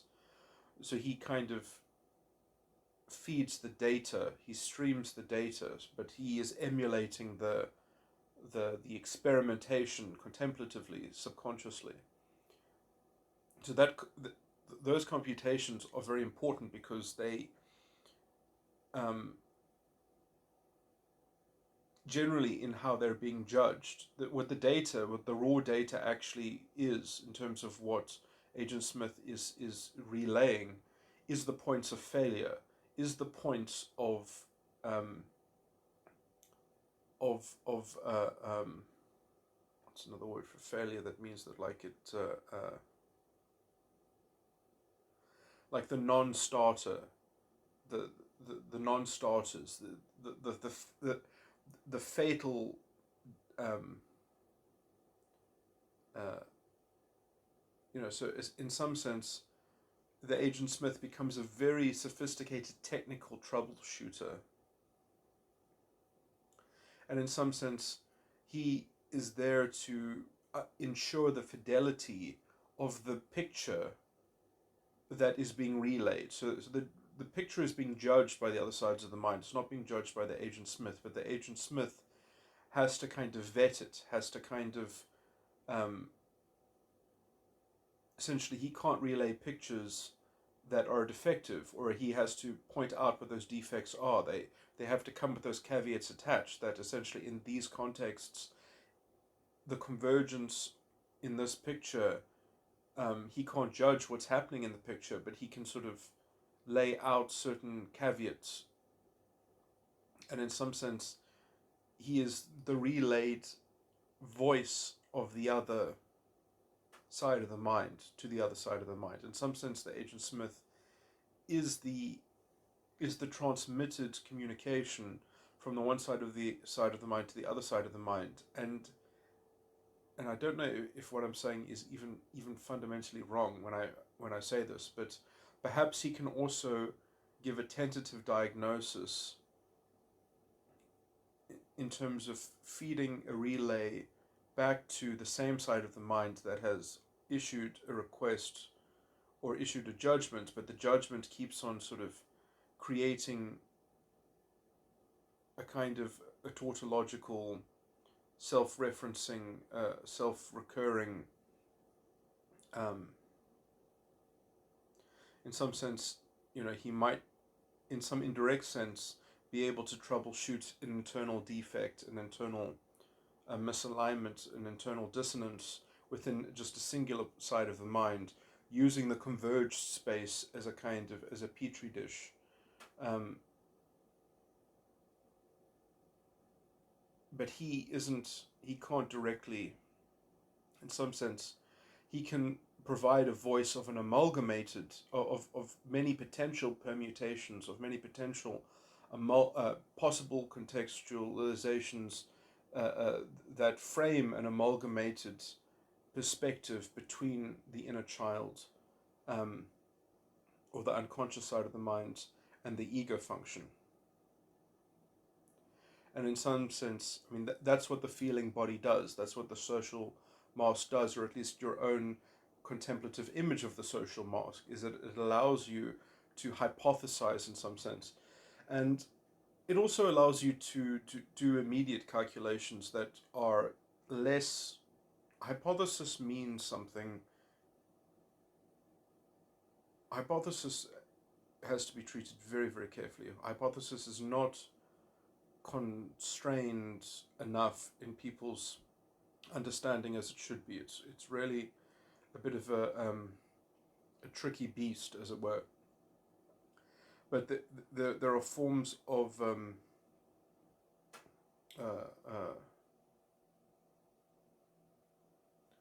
plotting and planning.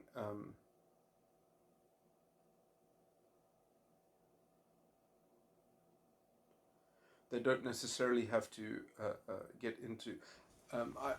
Yeah, so this might also be slightly speculative, but I'm just going to point it out. But I mean, even the 17 model itself could be a very useful, like how I said that anything that happens on any dimension, like also happens almost like a ripple in the other dimensions, but it's going to be represented in a different sort of way. Now, and then I explained that any dimension below any other dimension um, is a prerequisite for anything happening in that higher dimension. So if something is happening on the higher dimension, there is something also happening on all the lower dimensions. But then what about the dimensions higher than that one? How is that rippling? And in some sense, um, the alchemical concept of the magnetic fluid, the kind of the implicit uh, uh,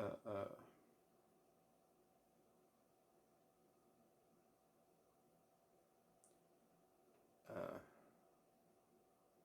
that there's at least a vague, delimited space reserved in the higher dimensions for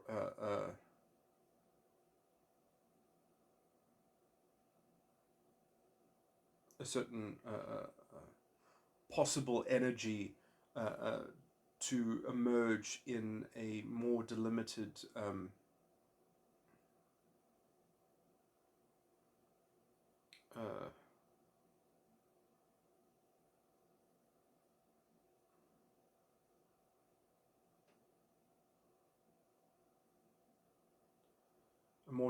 form, or a higher definition, and even the kind of the more, let's say, nebulous primordial uh, aspect of that dimension, which is being sequestered, will perhaps already produce to use a kind of analogy, or scientific metaphor, a magnetic um, process. But okay, that's all very vague. But there's also something more concrete that happens, and that is um, earlier cycles.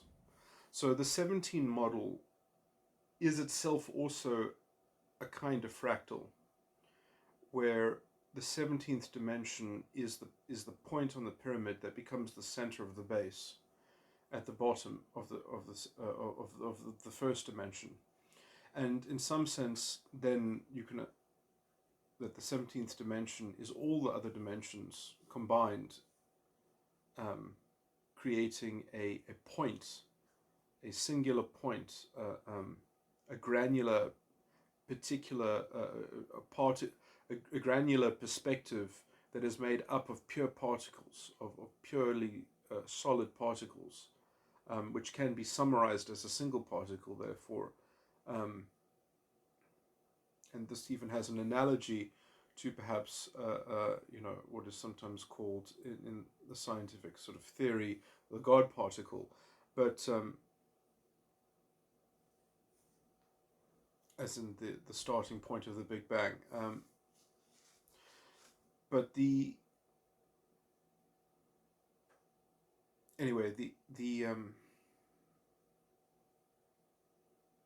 this singular point can then be seen as the center of the base of the pyramid, which carries the weight of the whole pyramid, which carries the crudest um, perspective of psychological reality, which in Jungian cognitive functions I associate with extroverted feeling.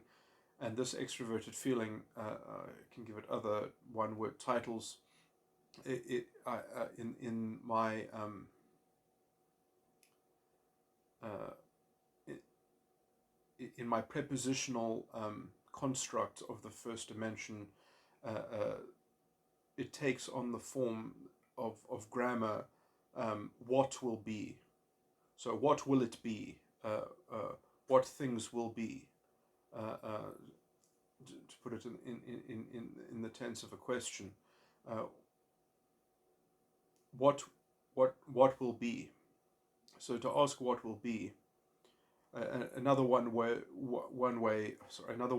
of just summarizing in one word essentially what it feels like to think on the level of what will be is instinct, is what is imminently anticipatable.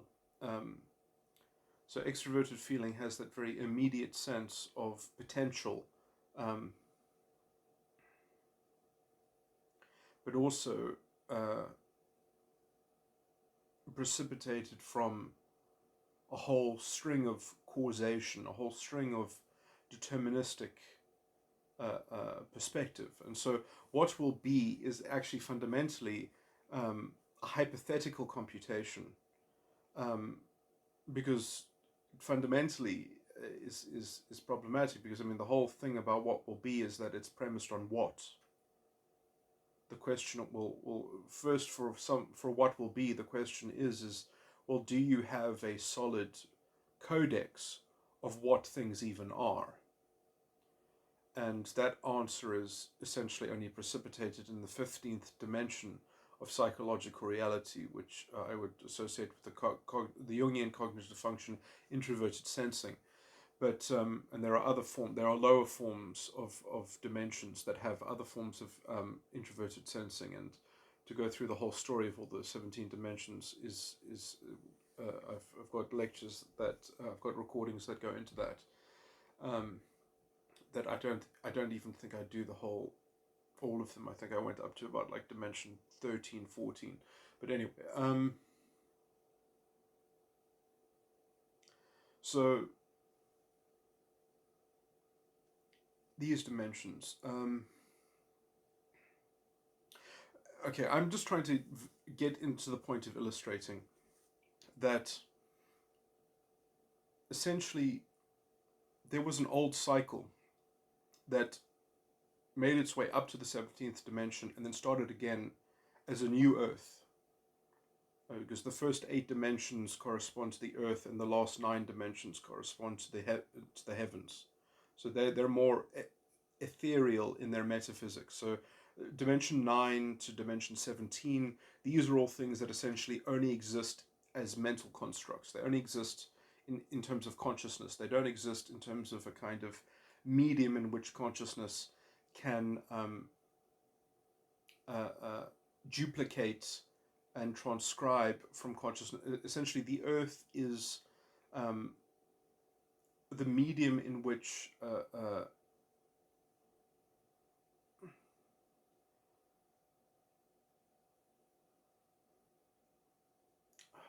not going to be able to give a properly cogent definition of the Earth, but I mean,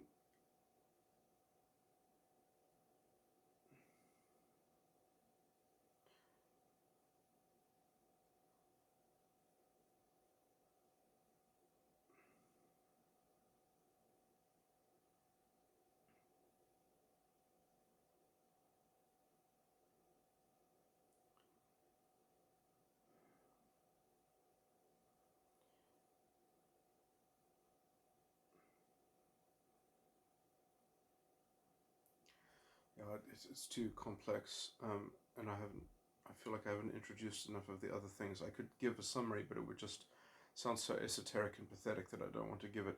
Um,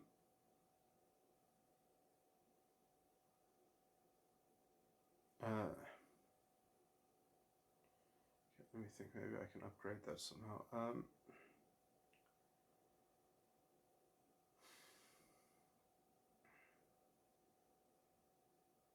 It's easier to talk about the door to heaven than it is to talk about how to summarize the Earth.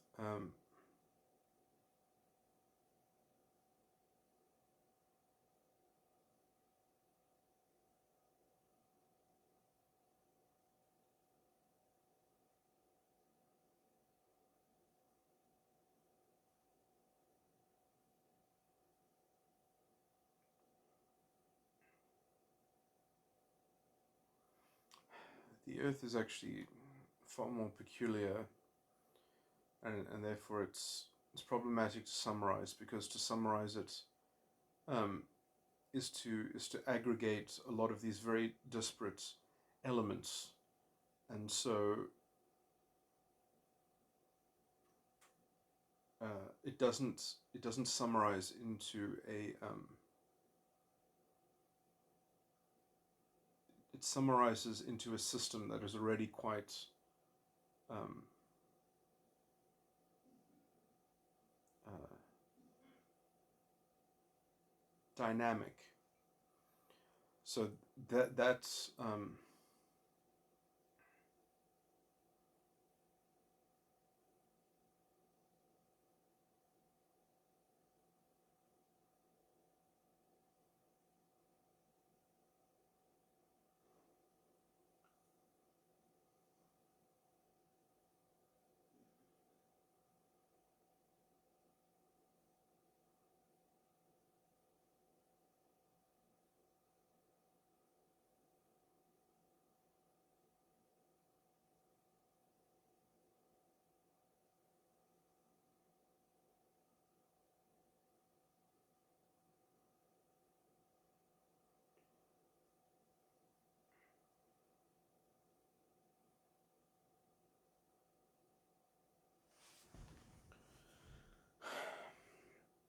Okay.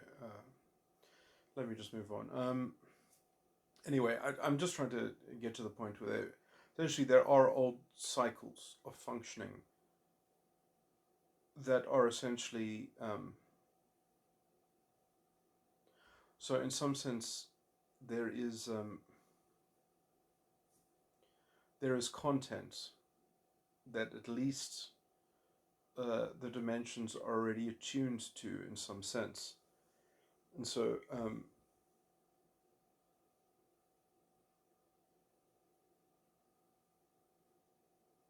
there's and so the implicit aspect of what's happening in higher dimensions can be seen at least as a form of contrast between the old cycles um, and what the old cycles represent in terms of a pattern. Um,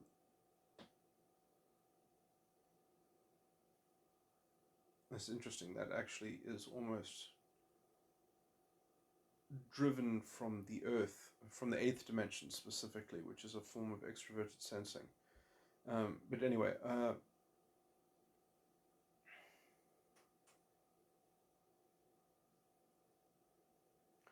so I think perhaps a good summary of that would be homeostasis.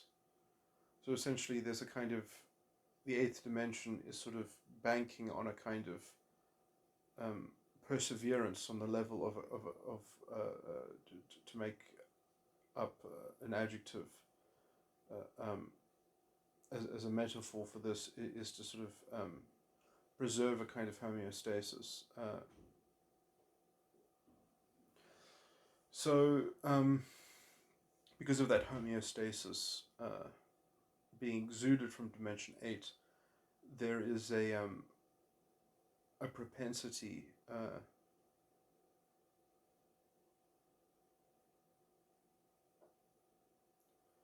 for the structure of the 17 to have uh, like a memory buffer, uh, as in, is that the right word?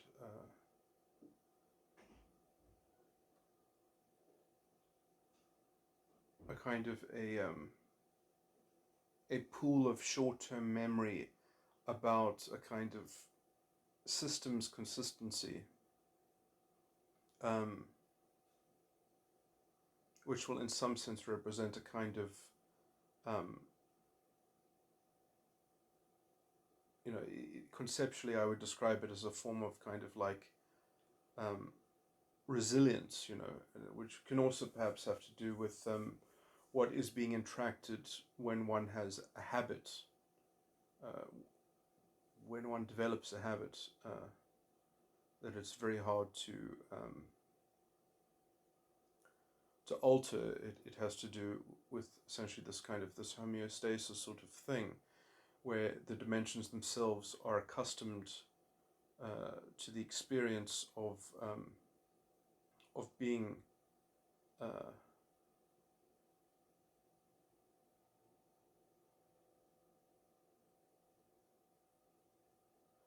or at least they're accustomed to the experience of their own former operations, that they've banked up a kind of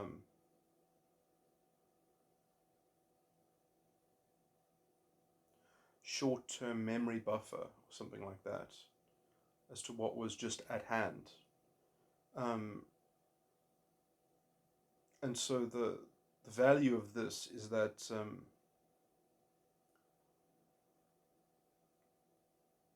then there's something that the magnetic fluid, as it were, to use the alchemical analogy, has something that it can subtract itself uh, in relation to, um, and in some sense, this happens within an avenue, as all the dimensions above dimension 1 happens in an avenue within the first dimension. Okay, I'm getting into more layers. Sadly, I'm getting into more layers of sophisticated peculiarity, because the first dimension of psychological reality is fundamentally dangerous in some sense. And everything is based on the first dimension of psychological reality. And really, we'd all be very screwed if it wasn't for the importance of the second dimension.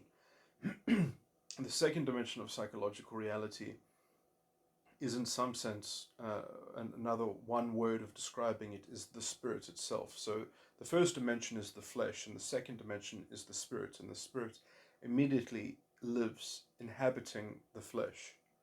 So the flesh is the container of the spirit. And the spirit, in some sense, can be regarded as being the first dimension of psychological reality according to itself. But it has to actually postulate that. It has to choose that. It can choose to see itself as secondary to the first dimension, to the instincts, to the flesh.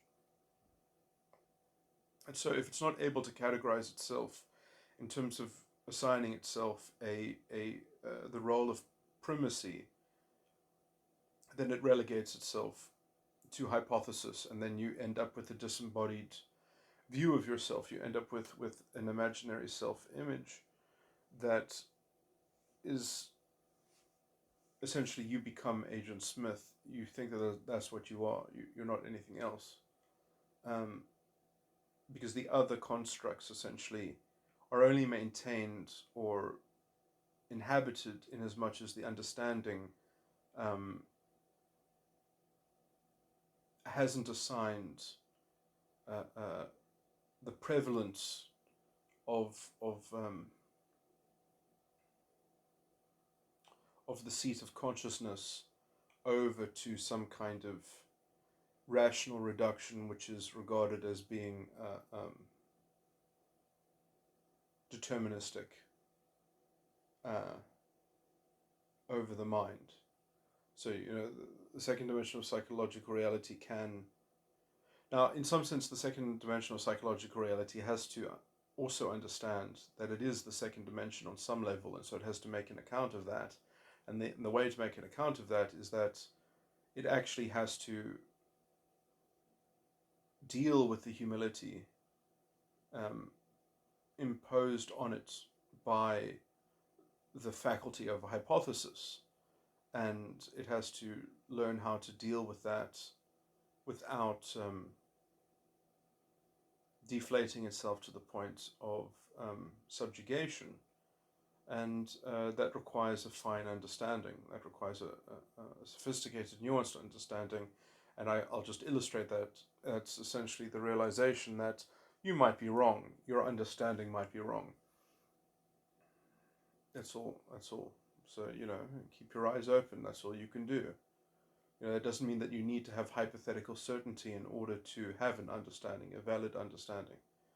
And this idea that deterministic facts, or facts that are somehow deterministically falsifiable, even though that's impossible. But anyway, the scientific people, find ways to rationalize around it, and they go on some strange quest, or they consign themselves to some kind of incomplete nihilism, as Vasti Roert would describe it in her chapter on nihilism.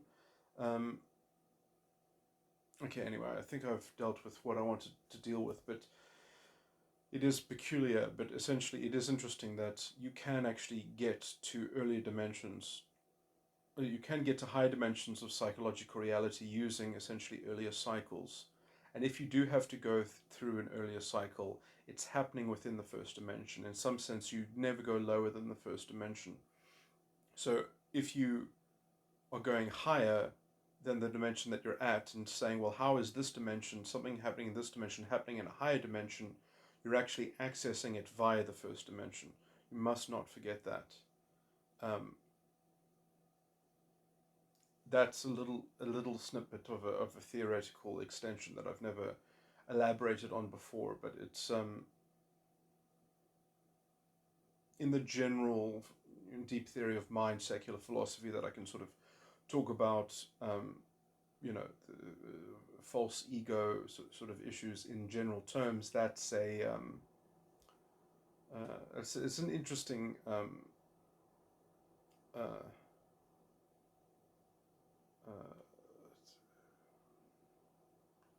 piece of that puzzle, as it were.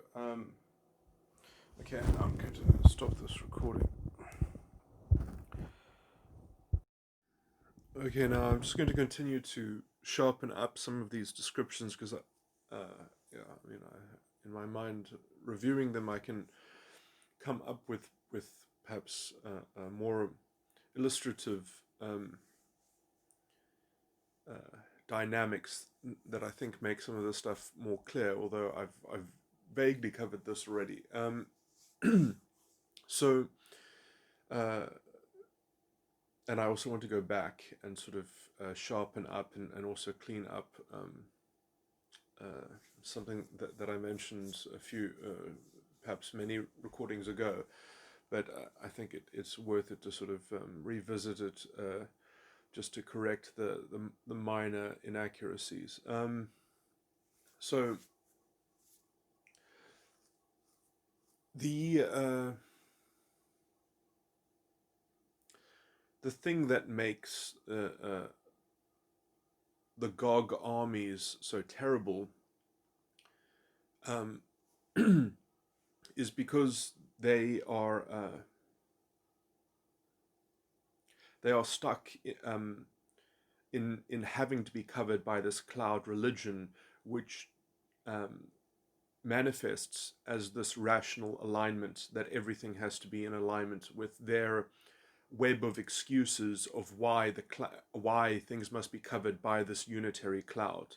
And in some sense, anything that disagrees with them, that doesn't conform to their rational alignment, represents a heretic cloud or an alternative cloud that is trying to take up the space. And so there's an implicit sort of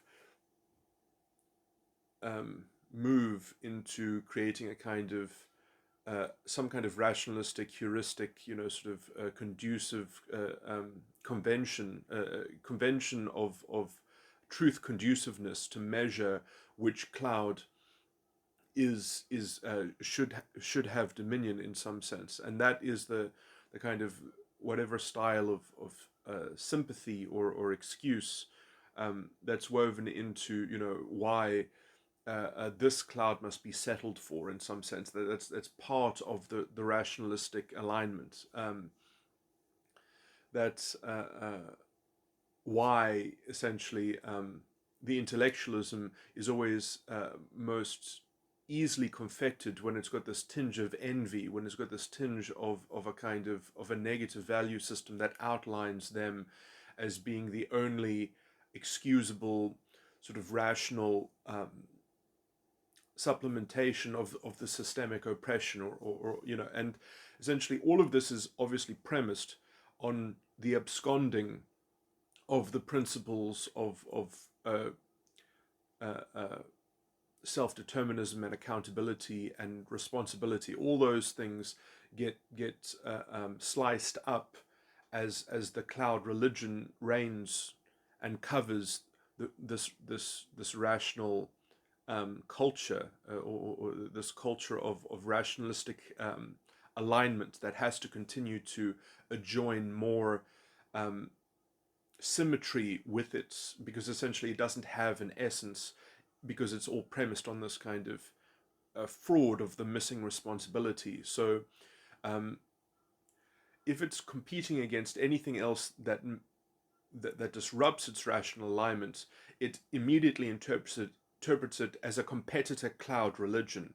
And as a competitor cloud religion, it has its own toxic premise of fraud. And therefore, in some sense, if it has to compete against another rational alignment, then they're both going to eventually eviscerate each other and come up short, because essentially they could risk essentially just both uncovering the implicit fraud that starts off this whole process. And so it's quite ironic and interesting that when the armies of Gog are confronting competitors, or as they view them as competitors, they view them as iterations of the same trick. And so they will always refer to them as being fundamentally liars and dishonest and deceivers, because for them, that is how intellectualism begins. That's just how, that's the only way that it works. And in some sense, they will accuse the other person of being intellectually dishonest because they do not immediately capitulate to the fraudulent game of pseudo intellectualism that the rational alignment is prone to. So it's interesting because then being covered by the cloud is the uh, is for them the symbolic uh, um, replacement of having to deal with the dishonesty. So their moral certainty in that, as long as it's covered by the cloud, it's got the positivistic mark of approval, because that, as human beings, or is that as such as we are within some metaphysical strewn, confected mythological narrative about how reality works or something like that, or how epistemology works, or how some kind of cosmic medium that that the that some kind of hypothesized heuristic can essentially can be seen as automatically inheriting. So in some sense, the cloud religion is always this idea of inheriting a kind of automatic uh,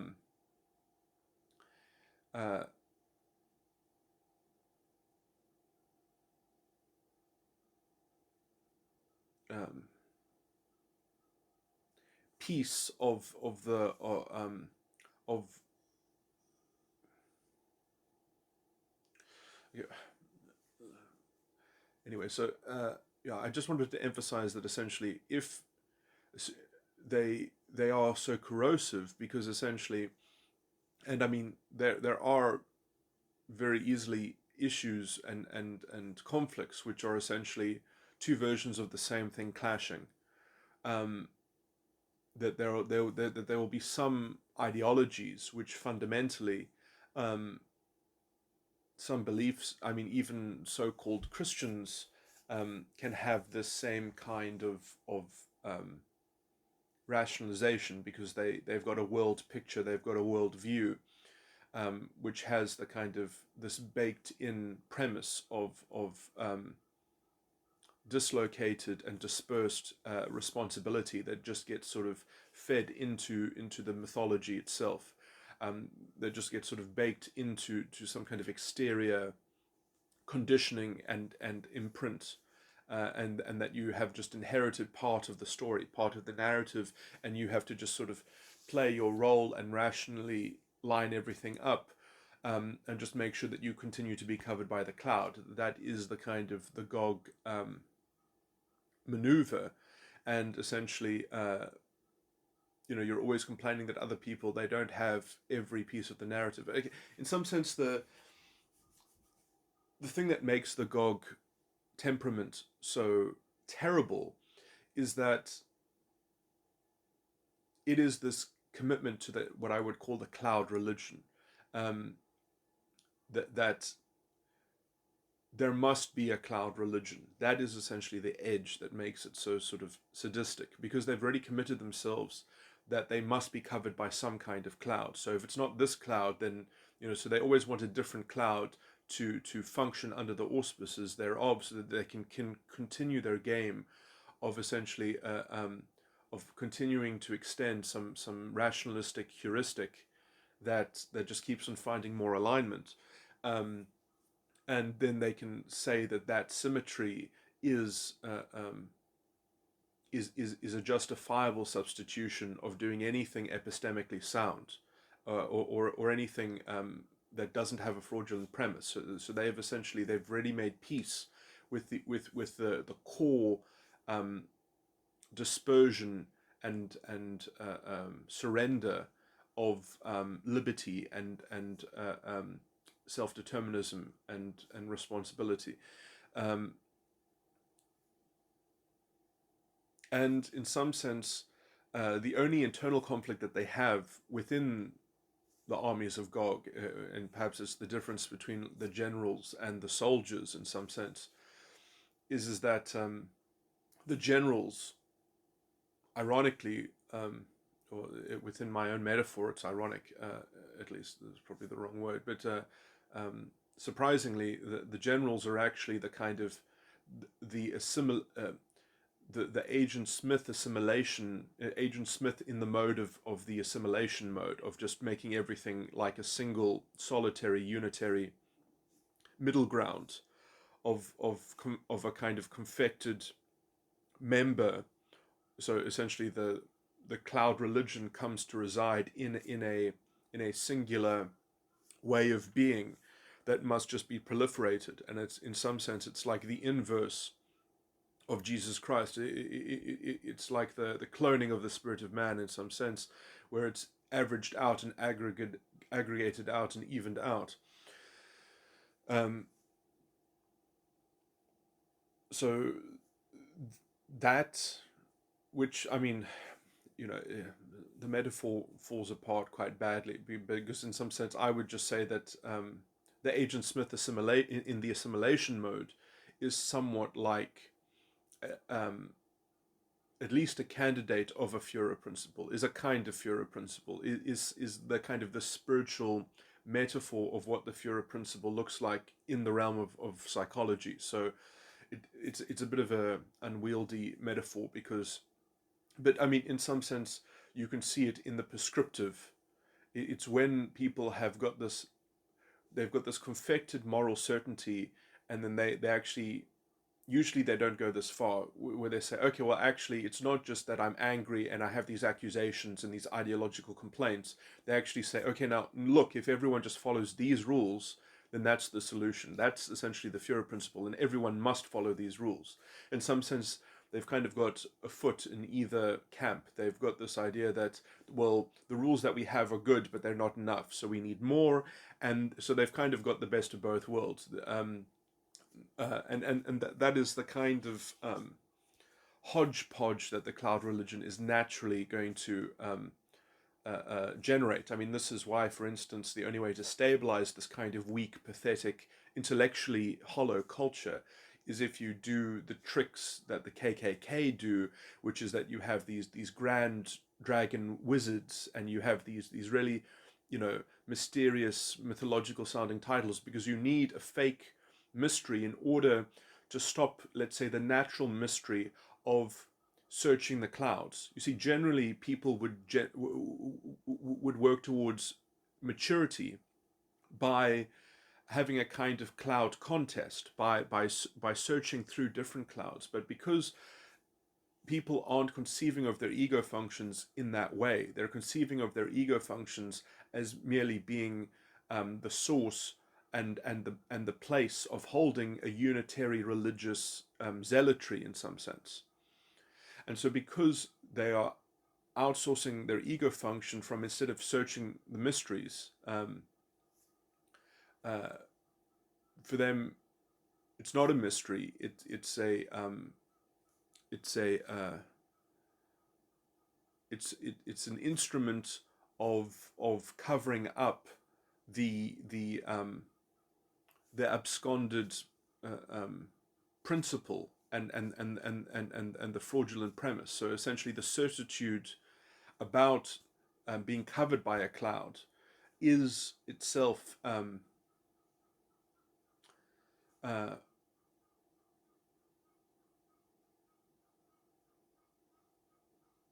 uh,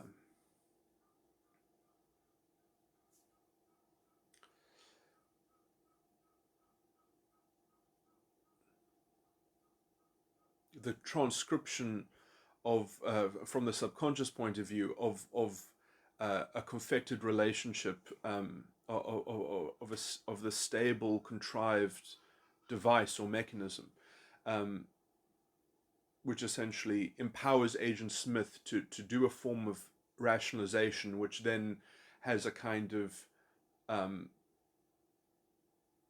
stabilizing force for the whole structure. Then the subconscious becomes the the most important side of the mind, because it's the linchpin that's holding it all together. Um, so it's sort of there's a structural problem between the ego function and the inner child, or the unconscious side of the mind, and that structural problem has to be filled in by the rationalism of the subconscious, um, which then has, these as I said, it has to be covered by the cloud religion. It has to try to maybe manifest that's that that structure into a kind of in the metaphor, an Agent Smith that is assimilating everything into a single character that kind of carries the mark of the structure. Um, and obviously, it's allergic to having the cloud challenged, because,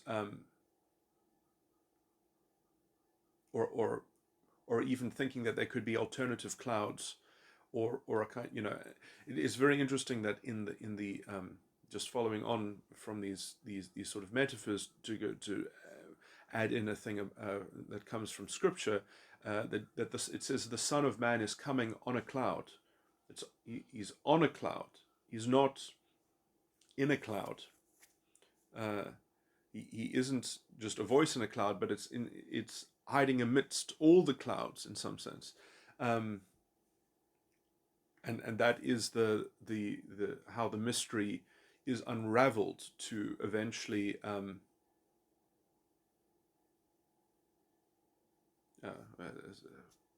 can't remember exactly how he's referred to in the verse where it says that that essentially you meet him in the air or something like that, but I can't remember if it says Jesus Christ or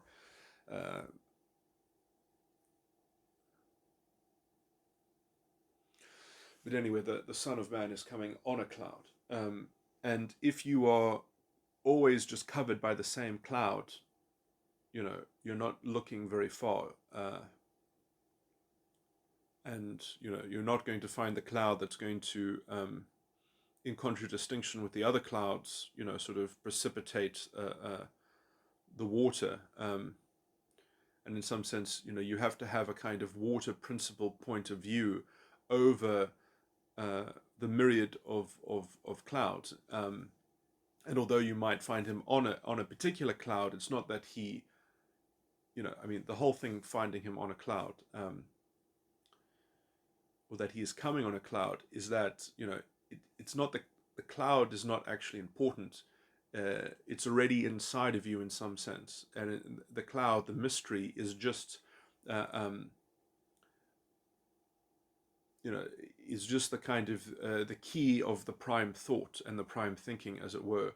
That when you understand the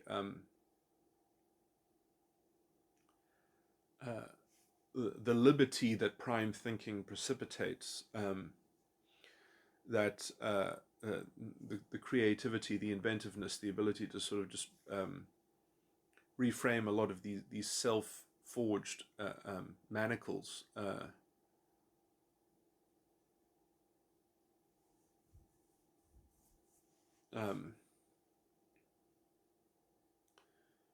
That ironically produce the same kind of self-condemnation that Jung was describing in his basic principle, that what you resist persists.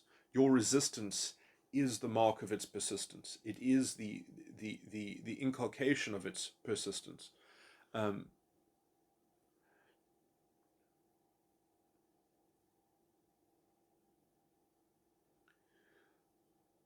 Anyway, yeah. So sadly, I didn't.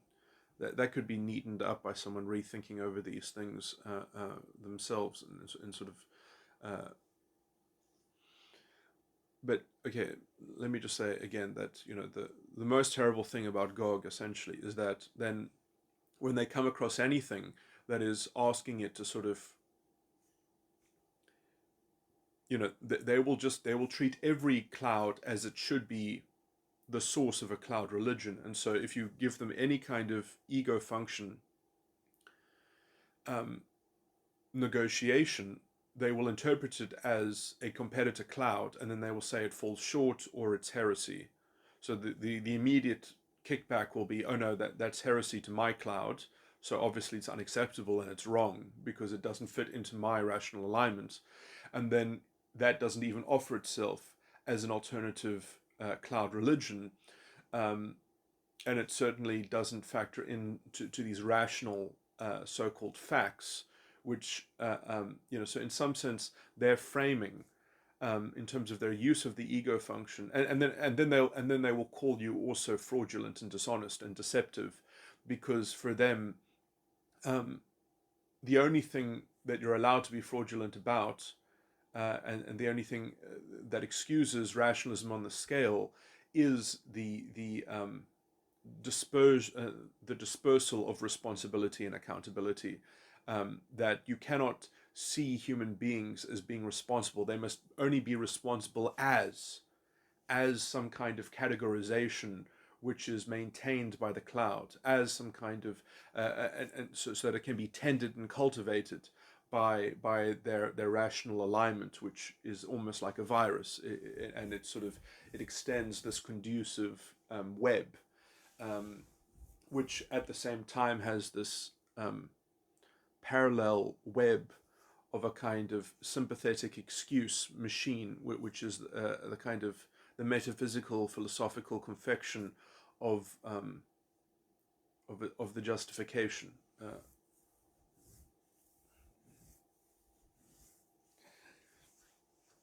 um,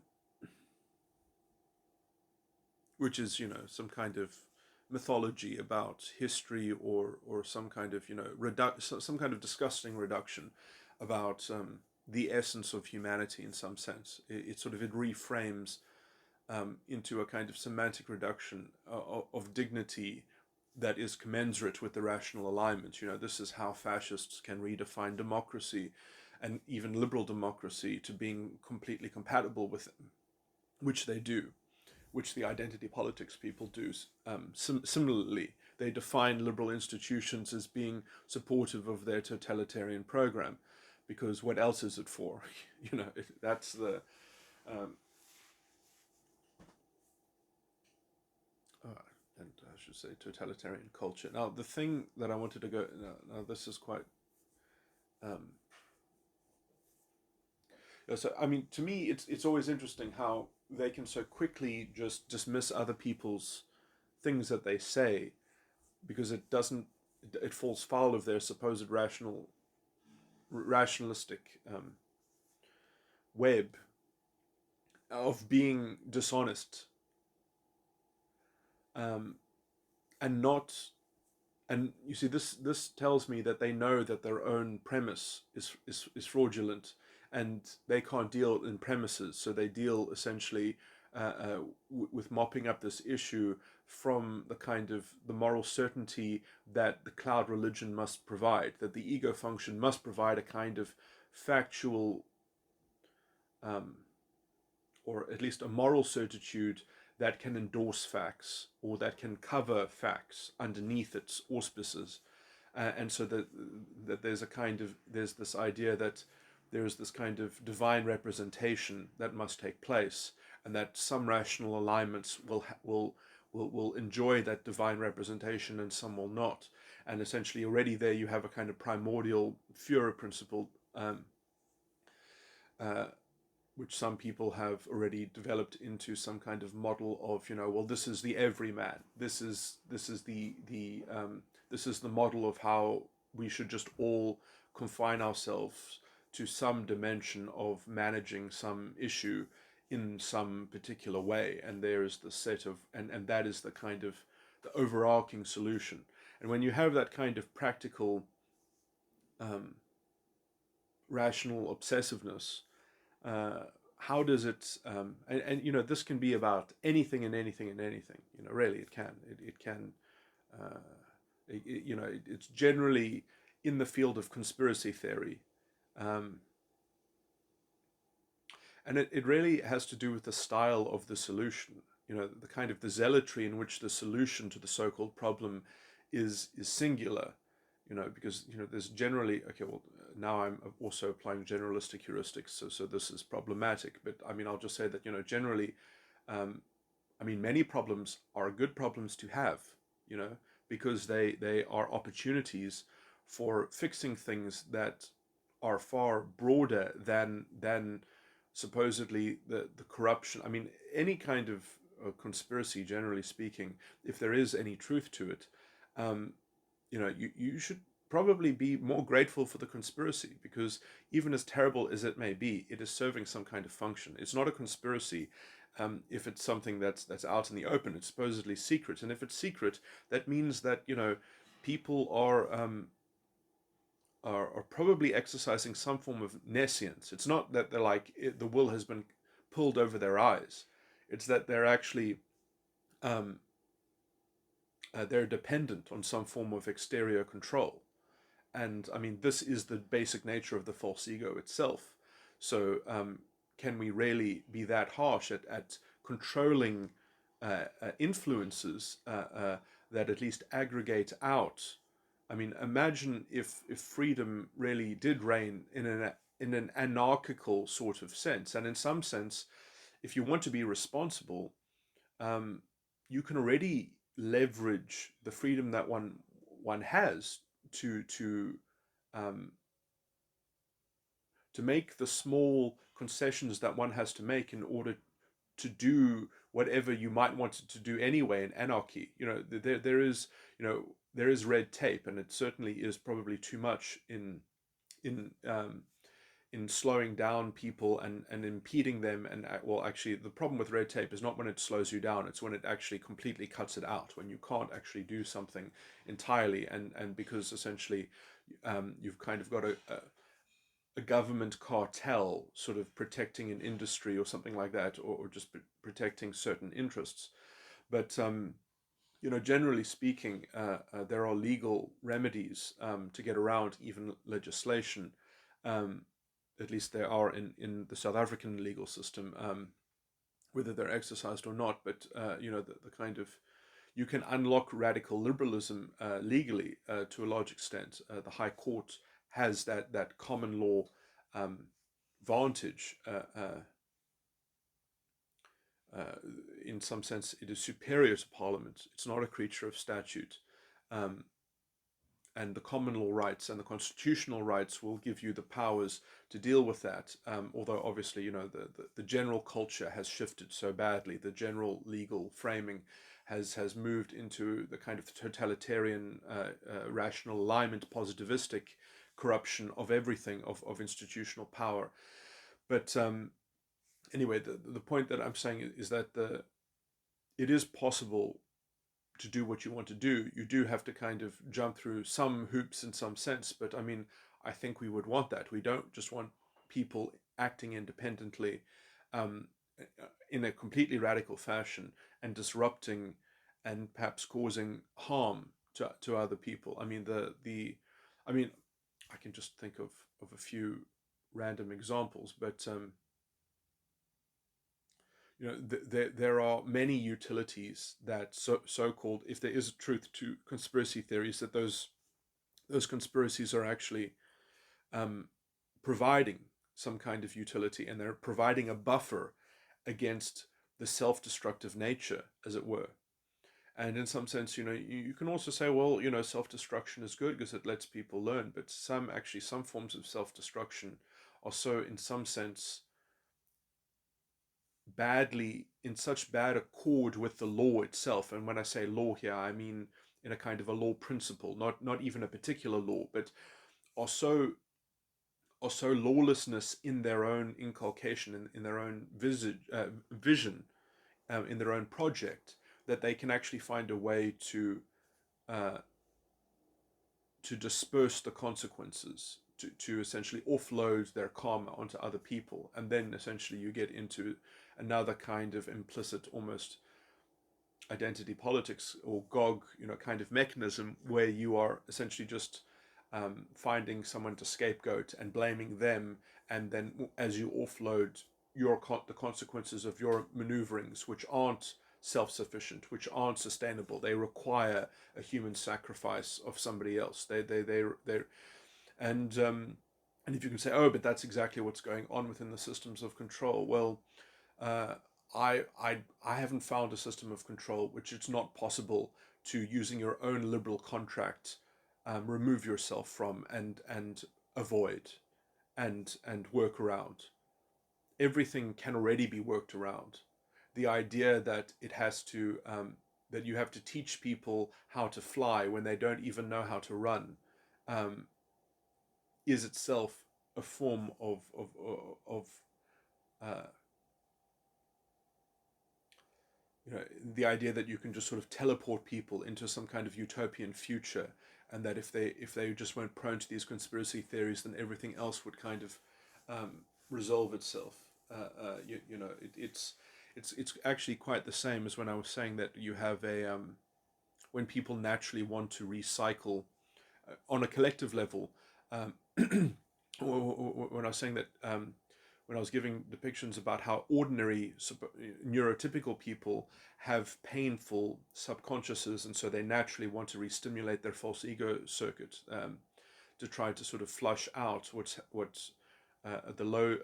has been loaded into their subconscious, and generally that's because the subconscious has got it has got things in it which portend of a very disparate set of maturity, that they've got something that is quite close to the spiritual, looking between the ego functions, the clouds or something like that, and then they've got other structures which are got a level of toxic confected dishonesty, which are kind of like impediments. So they've got one part of their subconscious which is telling them to go and maybe look through their ego function, and they've got another part which is saying, no, don't touch the ego function, because we need this other structure. So they've got this one structure which is immature in the subconscious, and another one which is much more advanced, and because of that commixture, um, it's just very painful. And that's the kind of pain that you get when you have these people who have these brilliant solutions that sort of are, let's just make everything, let's be paternalistic. That's what essentially the kind of problem that paternalism brings, when in some sense, uh, everyone already has access. Um,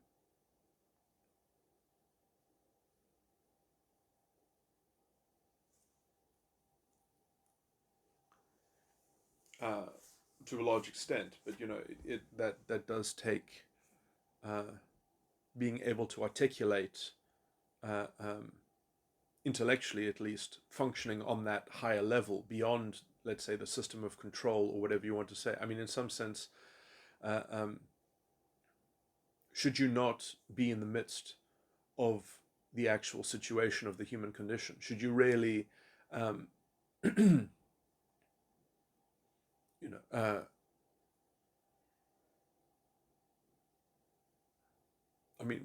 this is part of the liberal philosophy, essentially, is that this is how we process things.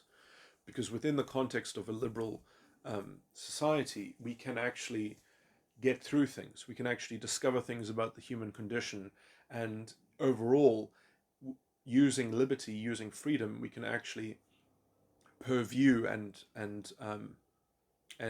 stay vibrant and keep culture alive, and not stultify it into a kind of artificial form of a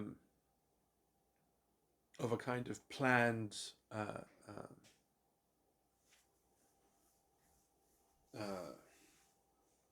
runaway culture that is just always uh, immersed in some greater narrative, that it actually still has a line to what it is itself.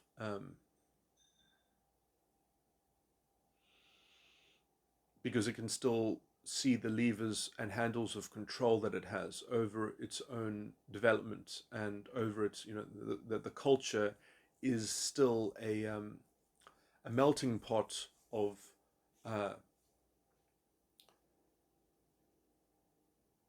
of an open negotiation, um, which is itself a form of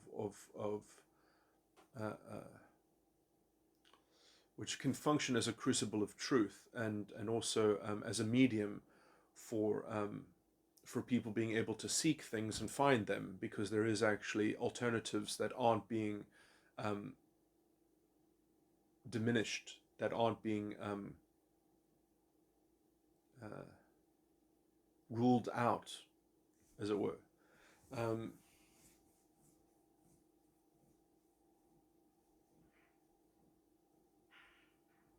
I mean, okay, I mean, it will seem like, I'm trying to make esoteric fiction to sort of sidestep the practical problems. I mean, there are practical problems and there are practical solutions, but I mean, in some sense, you know, these are the jobs of politicians. And in some sense, the people must be accountable for the fact that we have such poor performing politicians, because that is how democracy functions. Um, People are buying into the narrative, they're buying into the moral corruption, and they are seeing the consequences of that moral corruption.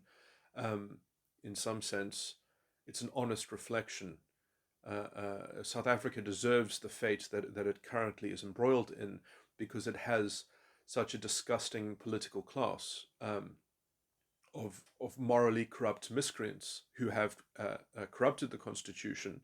They have undermined it, they have betrayed it, and we have journalism that just actually continues to frame and continues to um, uh, amplify the the um,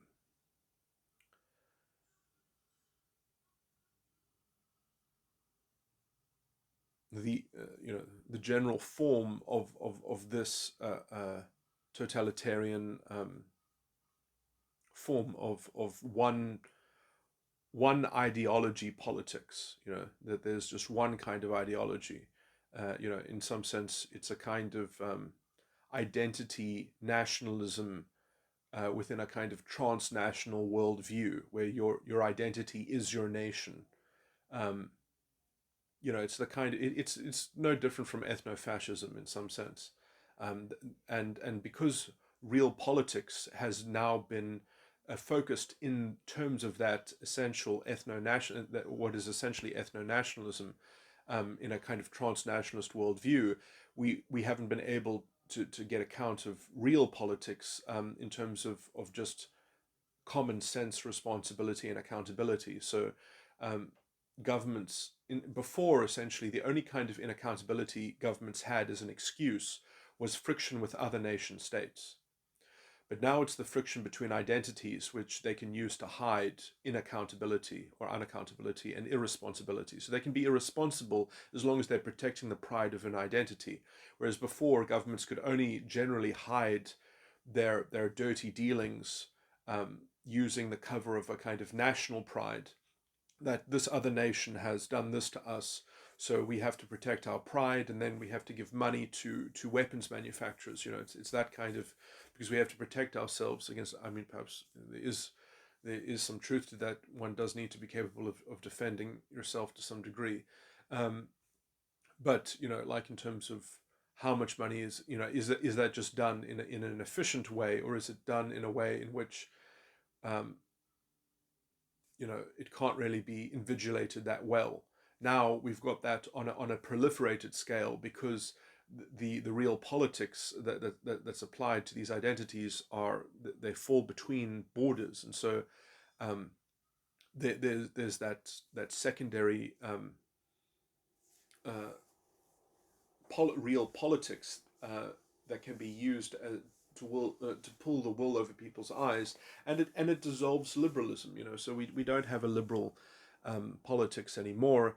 We have this form of disgusting real politics, and then the only way to kind of justify it retroactively is to find someone who is worthy of that kind of mandate, or that kind of framing of the politics. And so then you get this new breed of politician, which is this paternalistic form of demagogue, and this to wield this disgusting form of populism, which is fundamentally unaccountable, because it's only accountable to the identity, and you'll always have to find some kind of representative token to benefit from the policy that is crafted to supposedly target. And then essentially you always create policy that can only, sort of, it's like bucket fishing.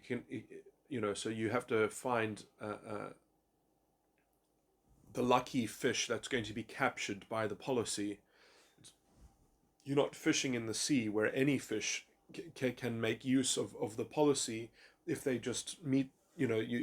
Somehow the fish in the bucket is always the politically connected fish. It's not it's not everyone is accessible to it, because that's the kind of and the idea is that, okay, well, let's make a bucket that deserves to include all the fish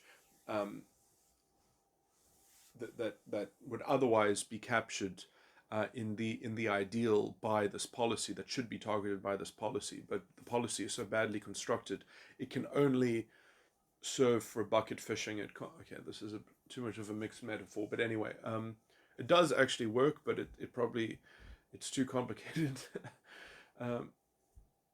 Because in some sense the fish is the potential beneficiary, and catching the fish has to be seen as being good for it, in that it's being captured by the policy.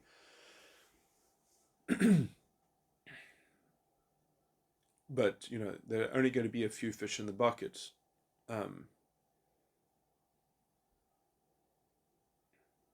because they're not willing to do the work of actually proper fishing in the sea, and setting up that as a sustainable industry. Instead, they are fishing from a bucket, which so they pretend to everyone that they're fishing in the sea, but they're actually only fishing from a bucket. And that mismatch, that fundamental mismatch,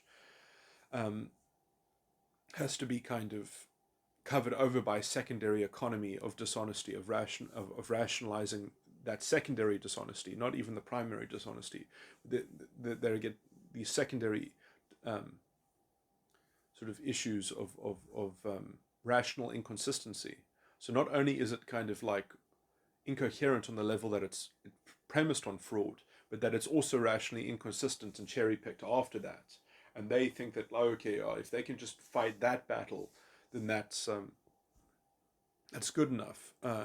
When it's like, I don't even want to fight the inconsistent rational battle, because I know that the whole thing is just, like, in principle terms, it's so far away from actually even attending to the problem. It's like, you can't call bucket fishing fishing at all. It's not even the same thing. You're not even close to helping people with disadvantage. You're just creating a secondary corrupt mechanism to essentially very badly and ineffectively and inefficiently redistribute wealth, generally, essentially, to impoverish everyone and to slow down everything, and to, in fact, disrupt fluid organic levels of development that would be actually, because they don't want to facilitate private industry. They want to just mandate private industry and break down all natural signaling, break down all incentives, break down all common values, create a whole secondary sympathetic kind of dishonesty and toxicity.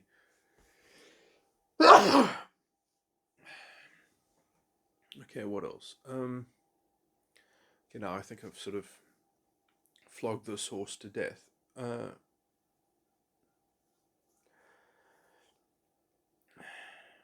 there anything else?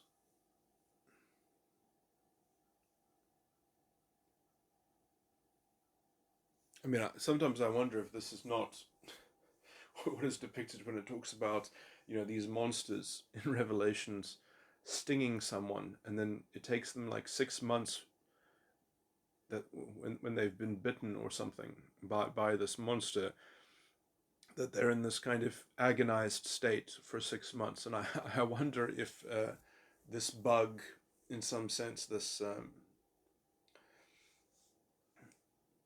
being stung by this is not a spiritual depiction of being enveloped and sort of being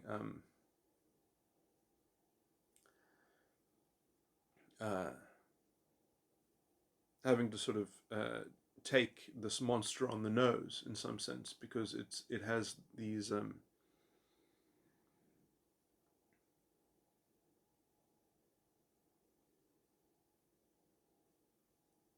that it's almost like I mean, even within the biblical thing, it's a sort of, it's a mixed. I mean, yeah, I do think that there are things in Revelations which are being spoken of, which are consecutive events, and then there are also within the events within the depictions that are consecutive. Um, they're showing different dynamics. They're showing different. Oh, yeah. Let me just go back and talk about the other thing that I didn't bring up. That I said that I would. But anyway, I was just going to say is that because it's explaining something from different dimensions of psychological reality, perhaps, that they are the order of those depictions might be true according to that dimension, but they're not necessarily true in every sense. And in some sense, some of those depictions will be the same set of events being retold from a different perspective, or from a slightly different vantage, or a different sort of spiritual dimension. Um, but let me just say that Christianity, let me say what I wanted to bring out earlier was the thing that I wanted to remove the inaccuracies is when I was using um, uh, Adam and Eve and Cain and Abel and Seth to depict metaphorically the stages within the false ego complex, and the thing that I said that I think was incorrect was I associated Seth with the re-stimulated with the re-stimulated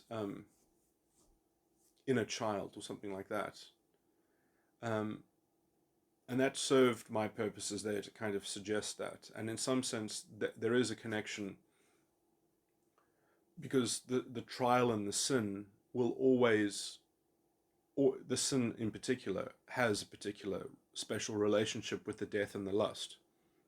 That's how Luke describes it. Um,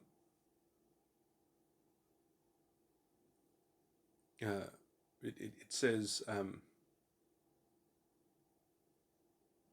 the death with its son. It says that the death and the lust is owned by the sin. It basically says that in Luke. It says the sin with its death and lust. So the sin is always with the death and the lust. That these things are conjoined fundamentally. So there is a relationship there, but I think that technically it's more accurate to say that Seth actually is the trial, and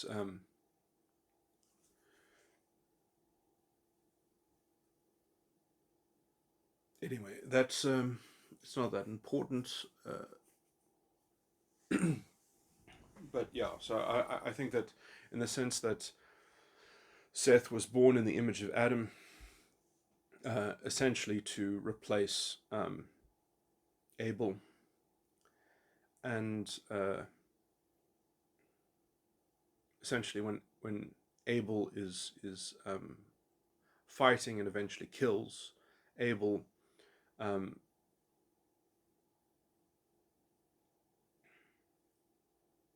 you can see then that the trial, if Seth is the trial and it's in the image of Adam, and Adam, according to this analogy, corresponds to the death, and Eve corresponds to the lust, then uh, you can see how the trial already has the element of Adam. With it's in the image of Adam. It says that Seth is in the image of Adam. So if Seth is the trial is in the image of the death, and in some sense, the sin is the combination of the death and the lust. and the sin brings forth its death and lust.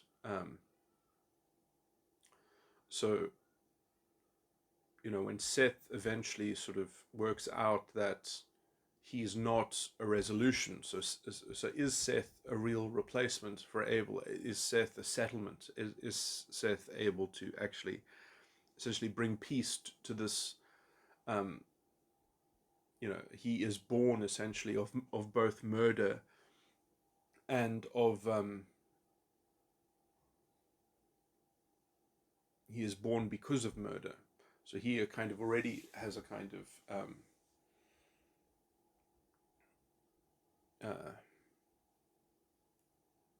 of confusion, and in that confusion he has to sort of he is told, or in some sense he has to try to recapitulate it and I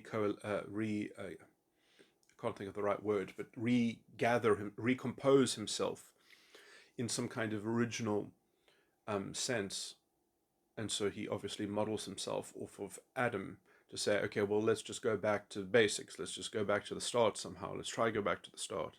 And re-deal with the death is the easiest way to summarize the death is that the death is the limit of free will, is the contraction of free will. The death, and then because that limit will create a potential of exploitation, because every limit will create a structure that can be exploited. That's actually what the lust is. The lust is the dichotomy, the freedom that the limit provides, because it's kind of like a shortcut. So that the limit creates a shortcut. Anyway, and then the vanity or Cain. Cain is the extension of the access that is made available as a deterministic feature of there being fixed rules in a kind of calcified, conditioned environment. So the conditions provide exploitations. The exploitations gets tried to systemize. Now, when you systemize exploitations, this is where I actually believe that the vanity is the core breeding ground for the core. The vanity is held in the inner child part of the mind, the unconscious side of the mind, the belief structure, and it has the ability to develop principles and core beliefs and decisions about how to conceive of oneself, and essentially how to both by knowing the world, you also know yourself in some sense. You have to have a self-image to have an image of the world.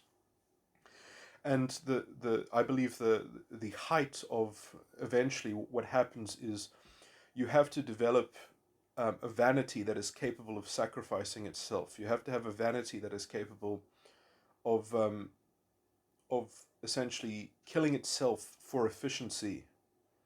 So you have to have a vanity essentially that ends up prizing efficiency over itself, some metric of efficiency. And as soon as you have that, and I think that this is what Lacrima in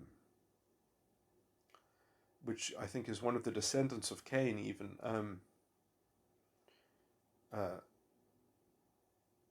Lamech, that Lamech had such a mechanism inculcated into his vanity. Lamech essentially, I think,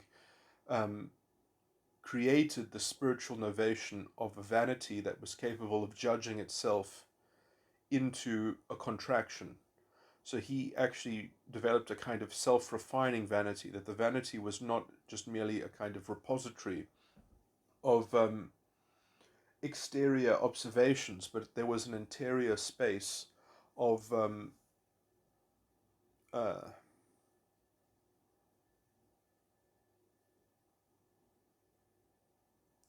yeah. So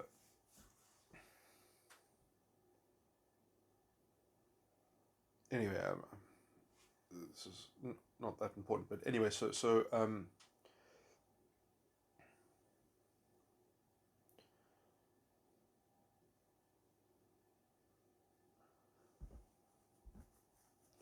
that seed of a righteous vanity in some sense, or that seed of a vanity that can at least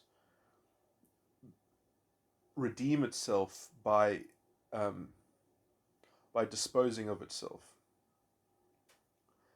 Um, and the vanity. Okay, let me point this out as well. That the vanity is what is being depicted in terms of the city. Whenever in Revelations, when it's talking about a city, Babylon the Great is a way of conceiving of vanity. And when it talks about Babylon the Great being essentially being made up of the blood of the saints, is in the stone of Babylon the Great, and how it's there just to support um, the whore of Babylon, which is effectively the lust. The Babylon the Great, the city, is made as is made to support the whore of Babylon, which is essentially the lust, and the beast and the woman is the death and the lust. The beast is the death, and the woman is the lust. Um, uh, okay, oh, sorry, okay, I shouldn't have brought that up at that point because it's not really relevant. But anyway, so when you're talking about the beast and the woman, that's the death and the lust, and then when you're talking about the whore of Babylon and the great city of Babylon, that is the vanity and the lust. Um, and that is how the whore of Babylon is the centerpiece of the city with its rich merchants and its rich kings. And as the rich merchants and the rich kings um, are, it says that they're wroth on the fornication with the whore. They are drunk on the wrath from the fornication with the whore. So as the rich kings and merchants, as the rich merchants and kings are fornicating with the whore of Babylon, it makes them angry.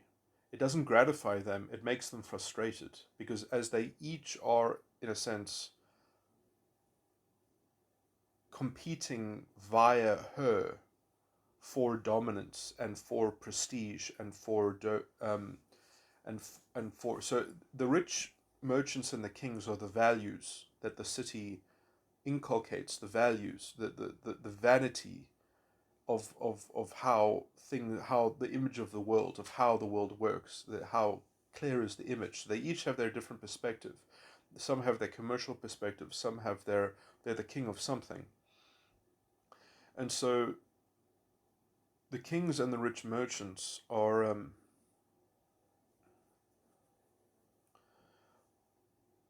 not being gratified by their consortium,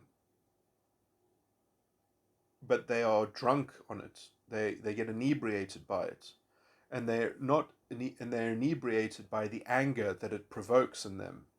So the fornication with the whore provokes wrath, and then they are dazed and drunken on that wrath. So they're angry.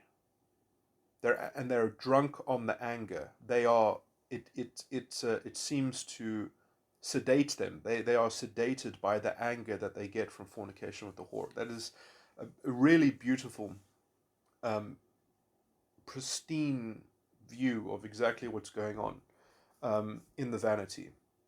And then you have to understand that you know,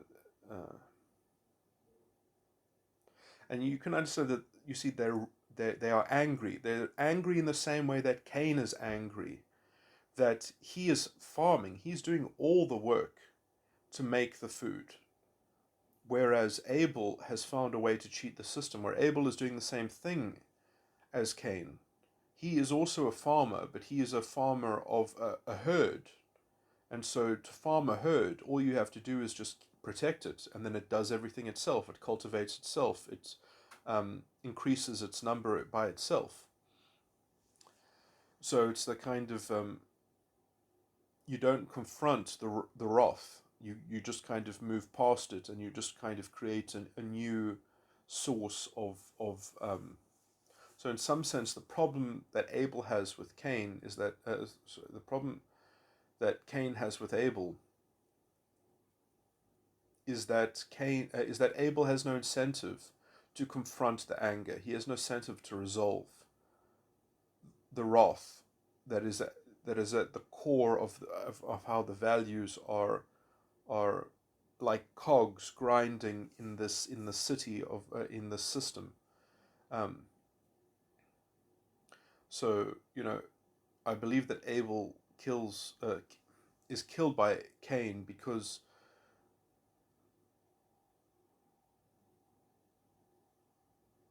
in some sense, at least in terms of the stages of the mind, it's good that he does, because Abel um,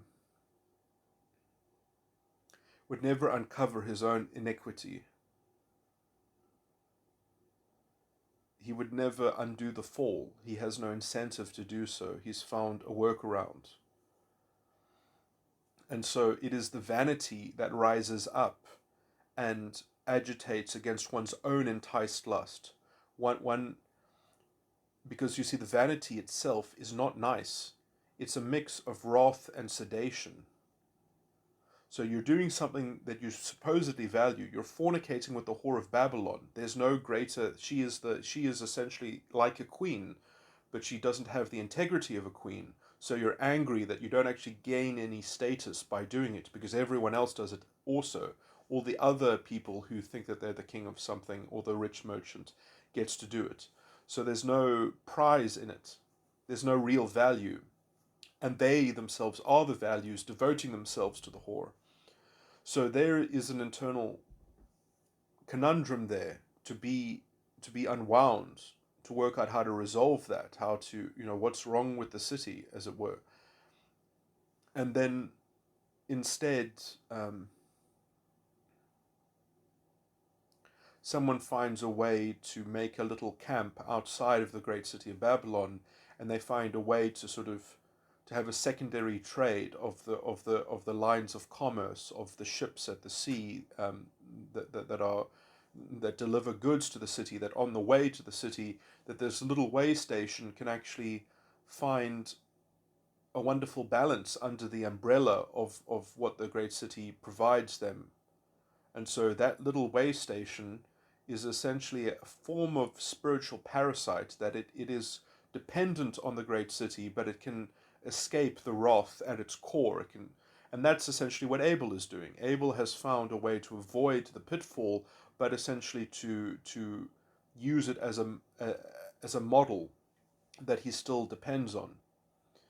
And that's problematic in some sense.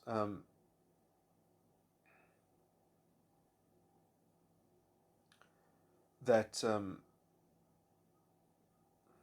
that Abel has found a way to be blessed by God, but not to resolve his dependency on let's call it the fallen state. Um, so he's in a better state than Cain superficially, but and also in the immediate, but like over the long. Okay, I was going to make another point about the values. Oh yeah, so the enticed. Okay, so essentially, uh, the enticed lust is to sort of use the general picture being created by the vanity, but to escape it, to escape the city of Babylon, and to do something sort of in the middle ground, in to find some new opportunity, to find some new venture.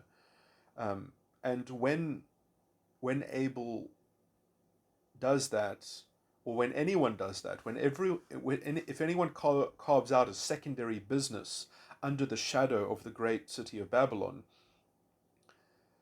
the great city of Babylon is at some point will make it a mark on its map to go by and to crush them, to go by and to disperse them, because otherwise it might eventually be a competitor, and it might eventually be, I mean, okay, that's in that analogy, maybe it's not such a useful analogy, but essentially you can see how there's going to be antagonism between the great city and then this kind of parasitic halfway sort of thing that gets to manage itself in such a way that it profits from the by as a byproduct of what the structure that is maintained. So if one of these rich merchants learns that, like, well, somebody else is making profit because their commercial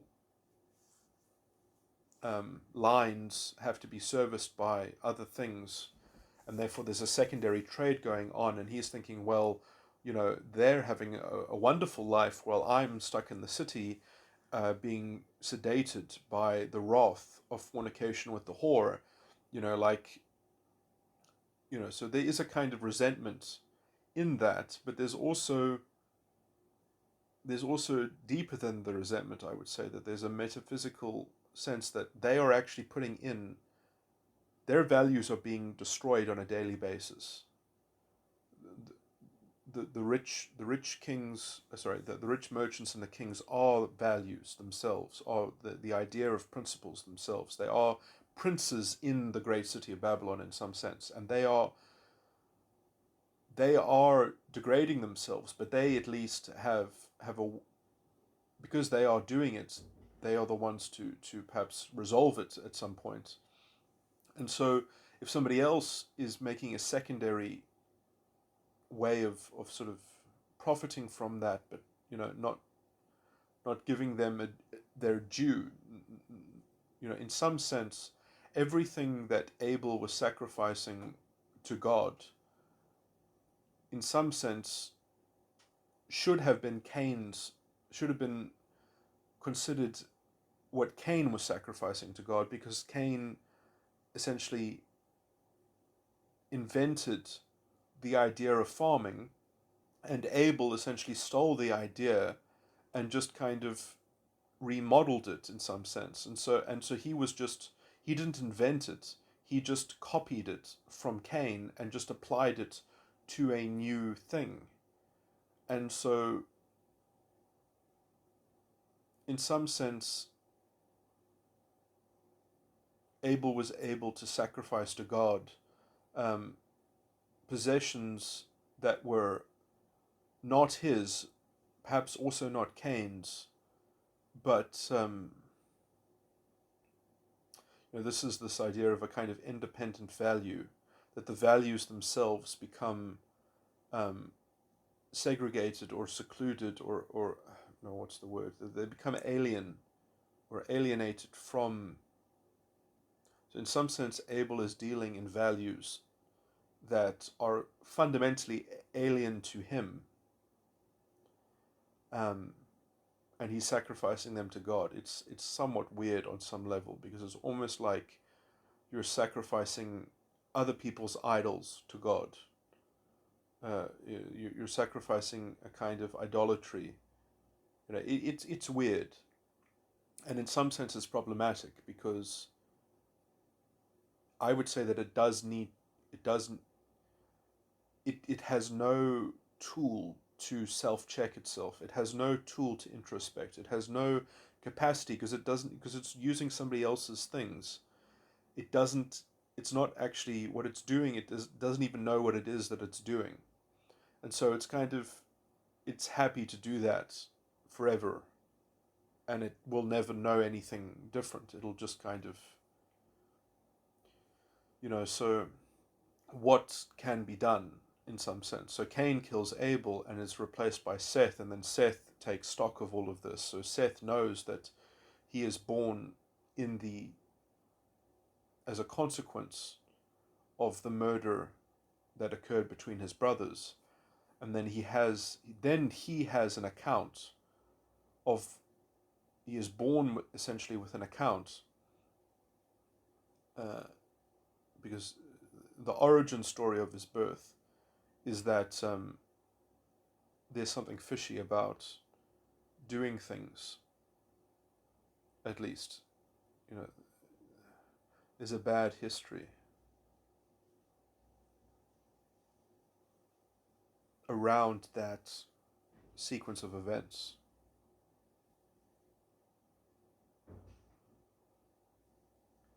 And the jealousy of Cain over his principles or values is an act out of vanity.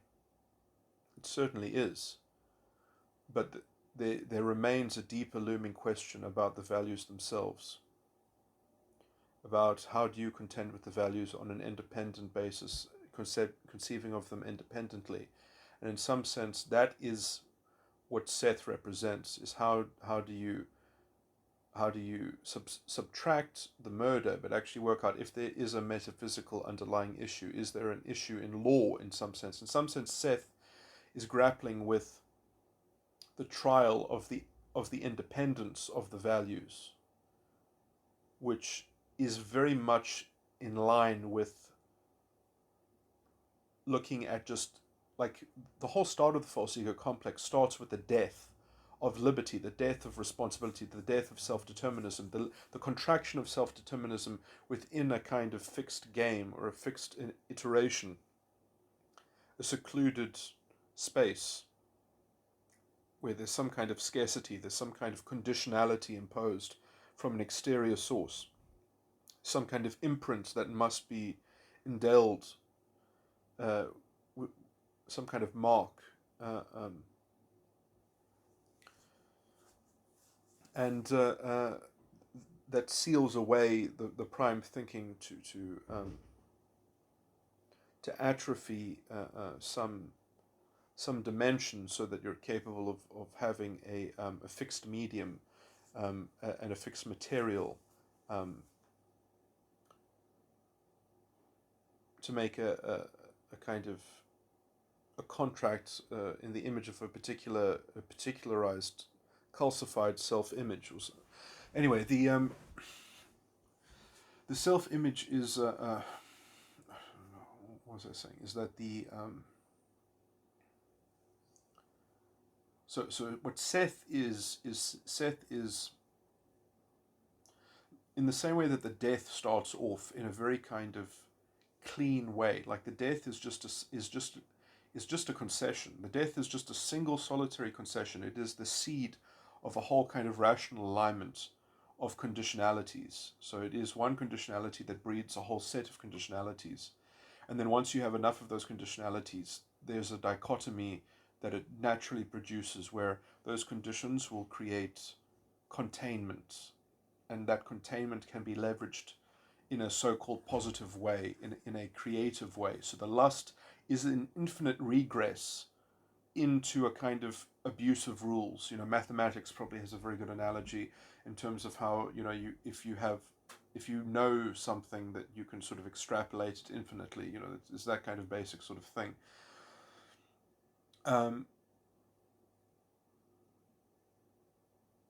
So anyway, not talking about the lust, just talking about the death. The death is just a kind of the idea that this is an objective fact. This is a fixed truth or something like that. And so once you have that level of what is fixed, right, in the same way Seth has that attitude of, now I just need to go back to what is fixed. I need to recapitulate what is fixed after all that's gone by. And after all that's gone by, the only thing that's different, the only thing that's novated, is that Cain is dealing in values, and now Cain has acted subjectively through those values, and now the question is, do the values offer an independent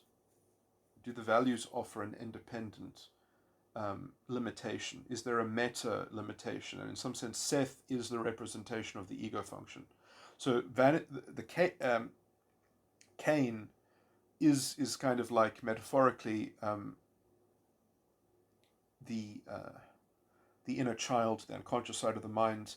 Abel is the subconscious, the feeling body, the kind of the mix, and then Seth, the replacement of Abel, that has to also look back perhaps at where Abel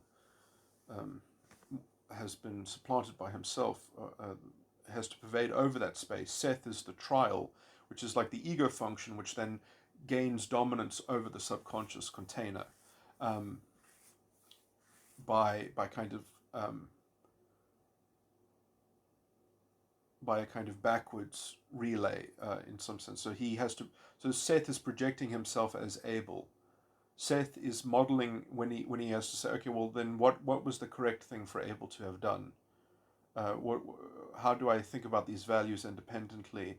How do I sort of extract them from the vanity, because Cain was acting too. Cain wasn't entirely wrong, but he wasn't entirely right, and I need to sort of use the subconscious to kind of work out um,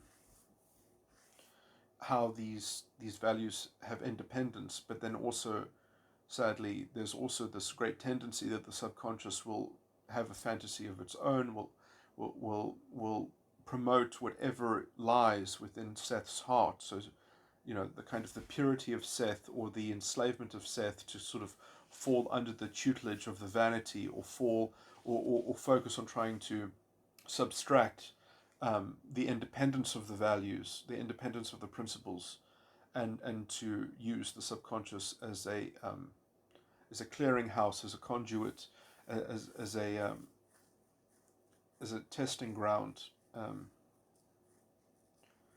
But and then also, it can use it as an enticed lust as well, to sort of just make a kind of mental holiday, to make a dream atmosphere, to make a kind of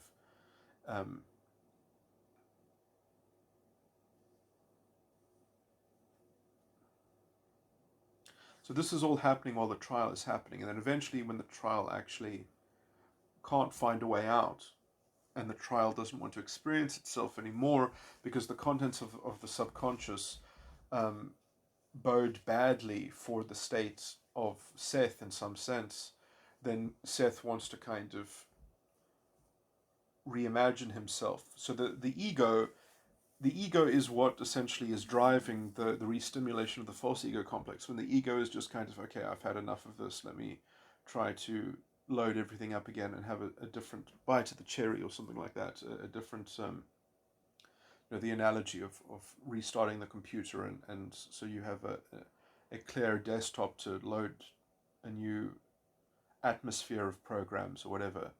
Um, so, it's how responsible is Seth going to be? He can choose to be how responsible he wants, because he's trying to work out the independence of values, and in some sense,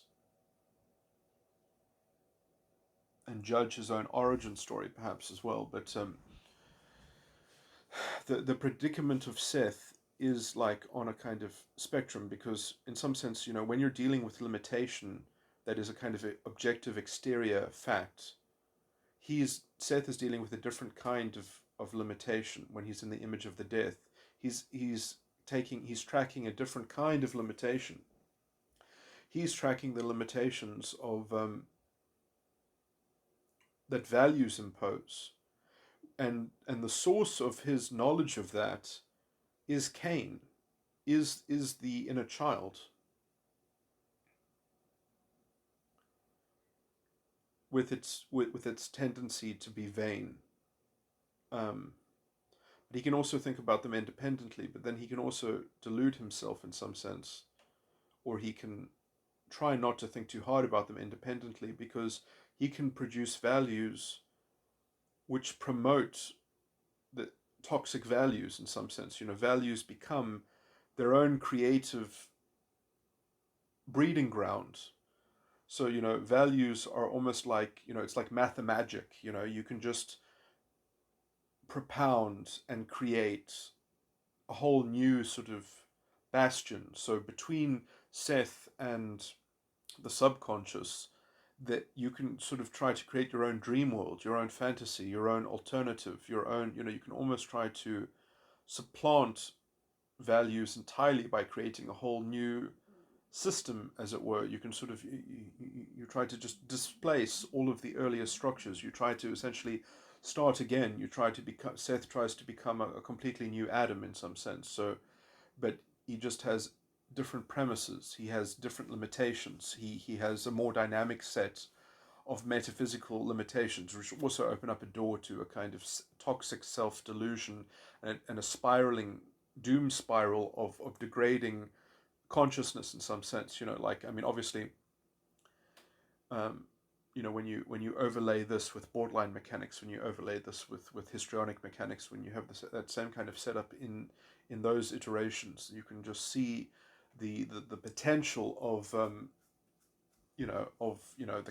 the cloud religion, the Führer principle, the Agent Smith assimilation toxicity, um, the Gog aggressiveness, and shouting out that everyone else is dishonest because there's only one true Seth. There's only one true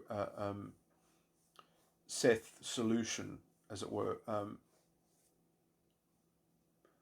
That Seth can stop can stop troubleshooting himself. He can stop.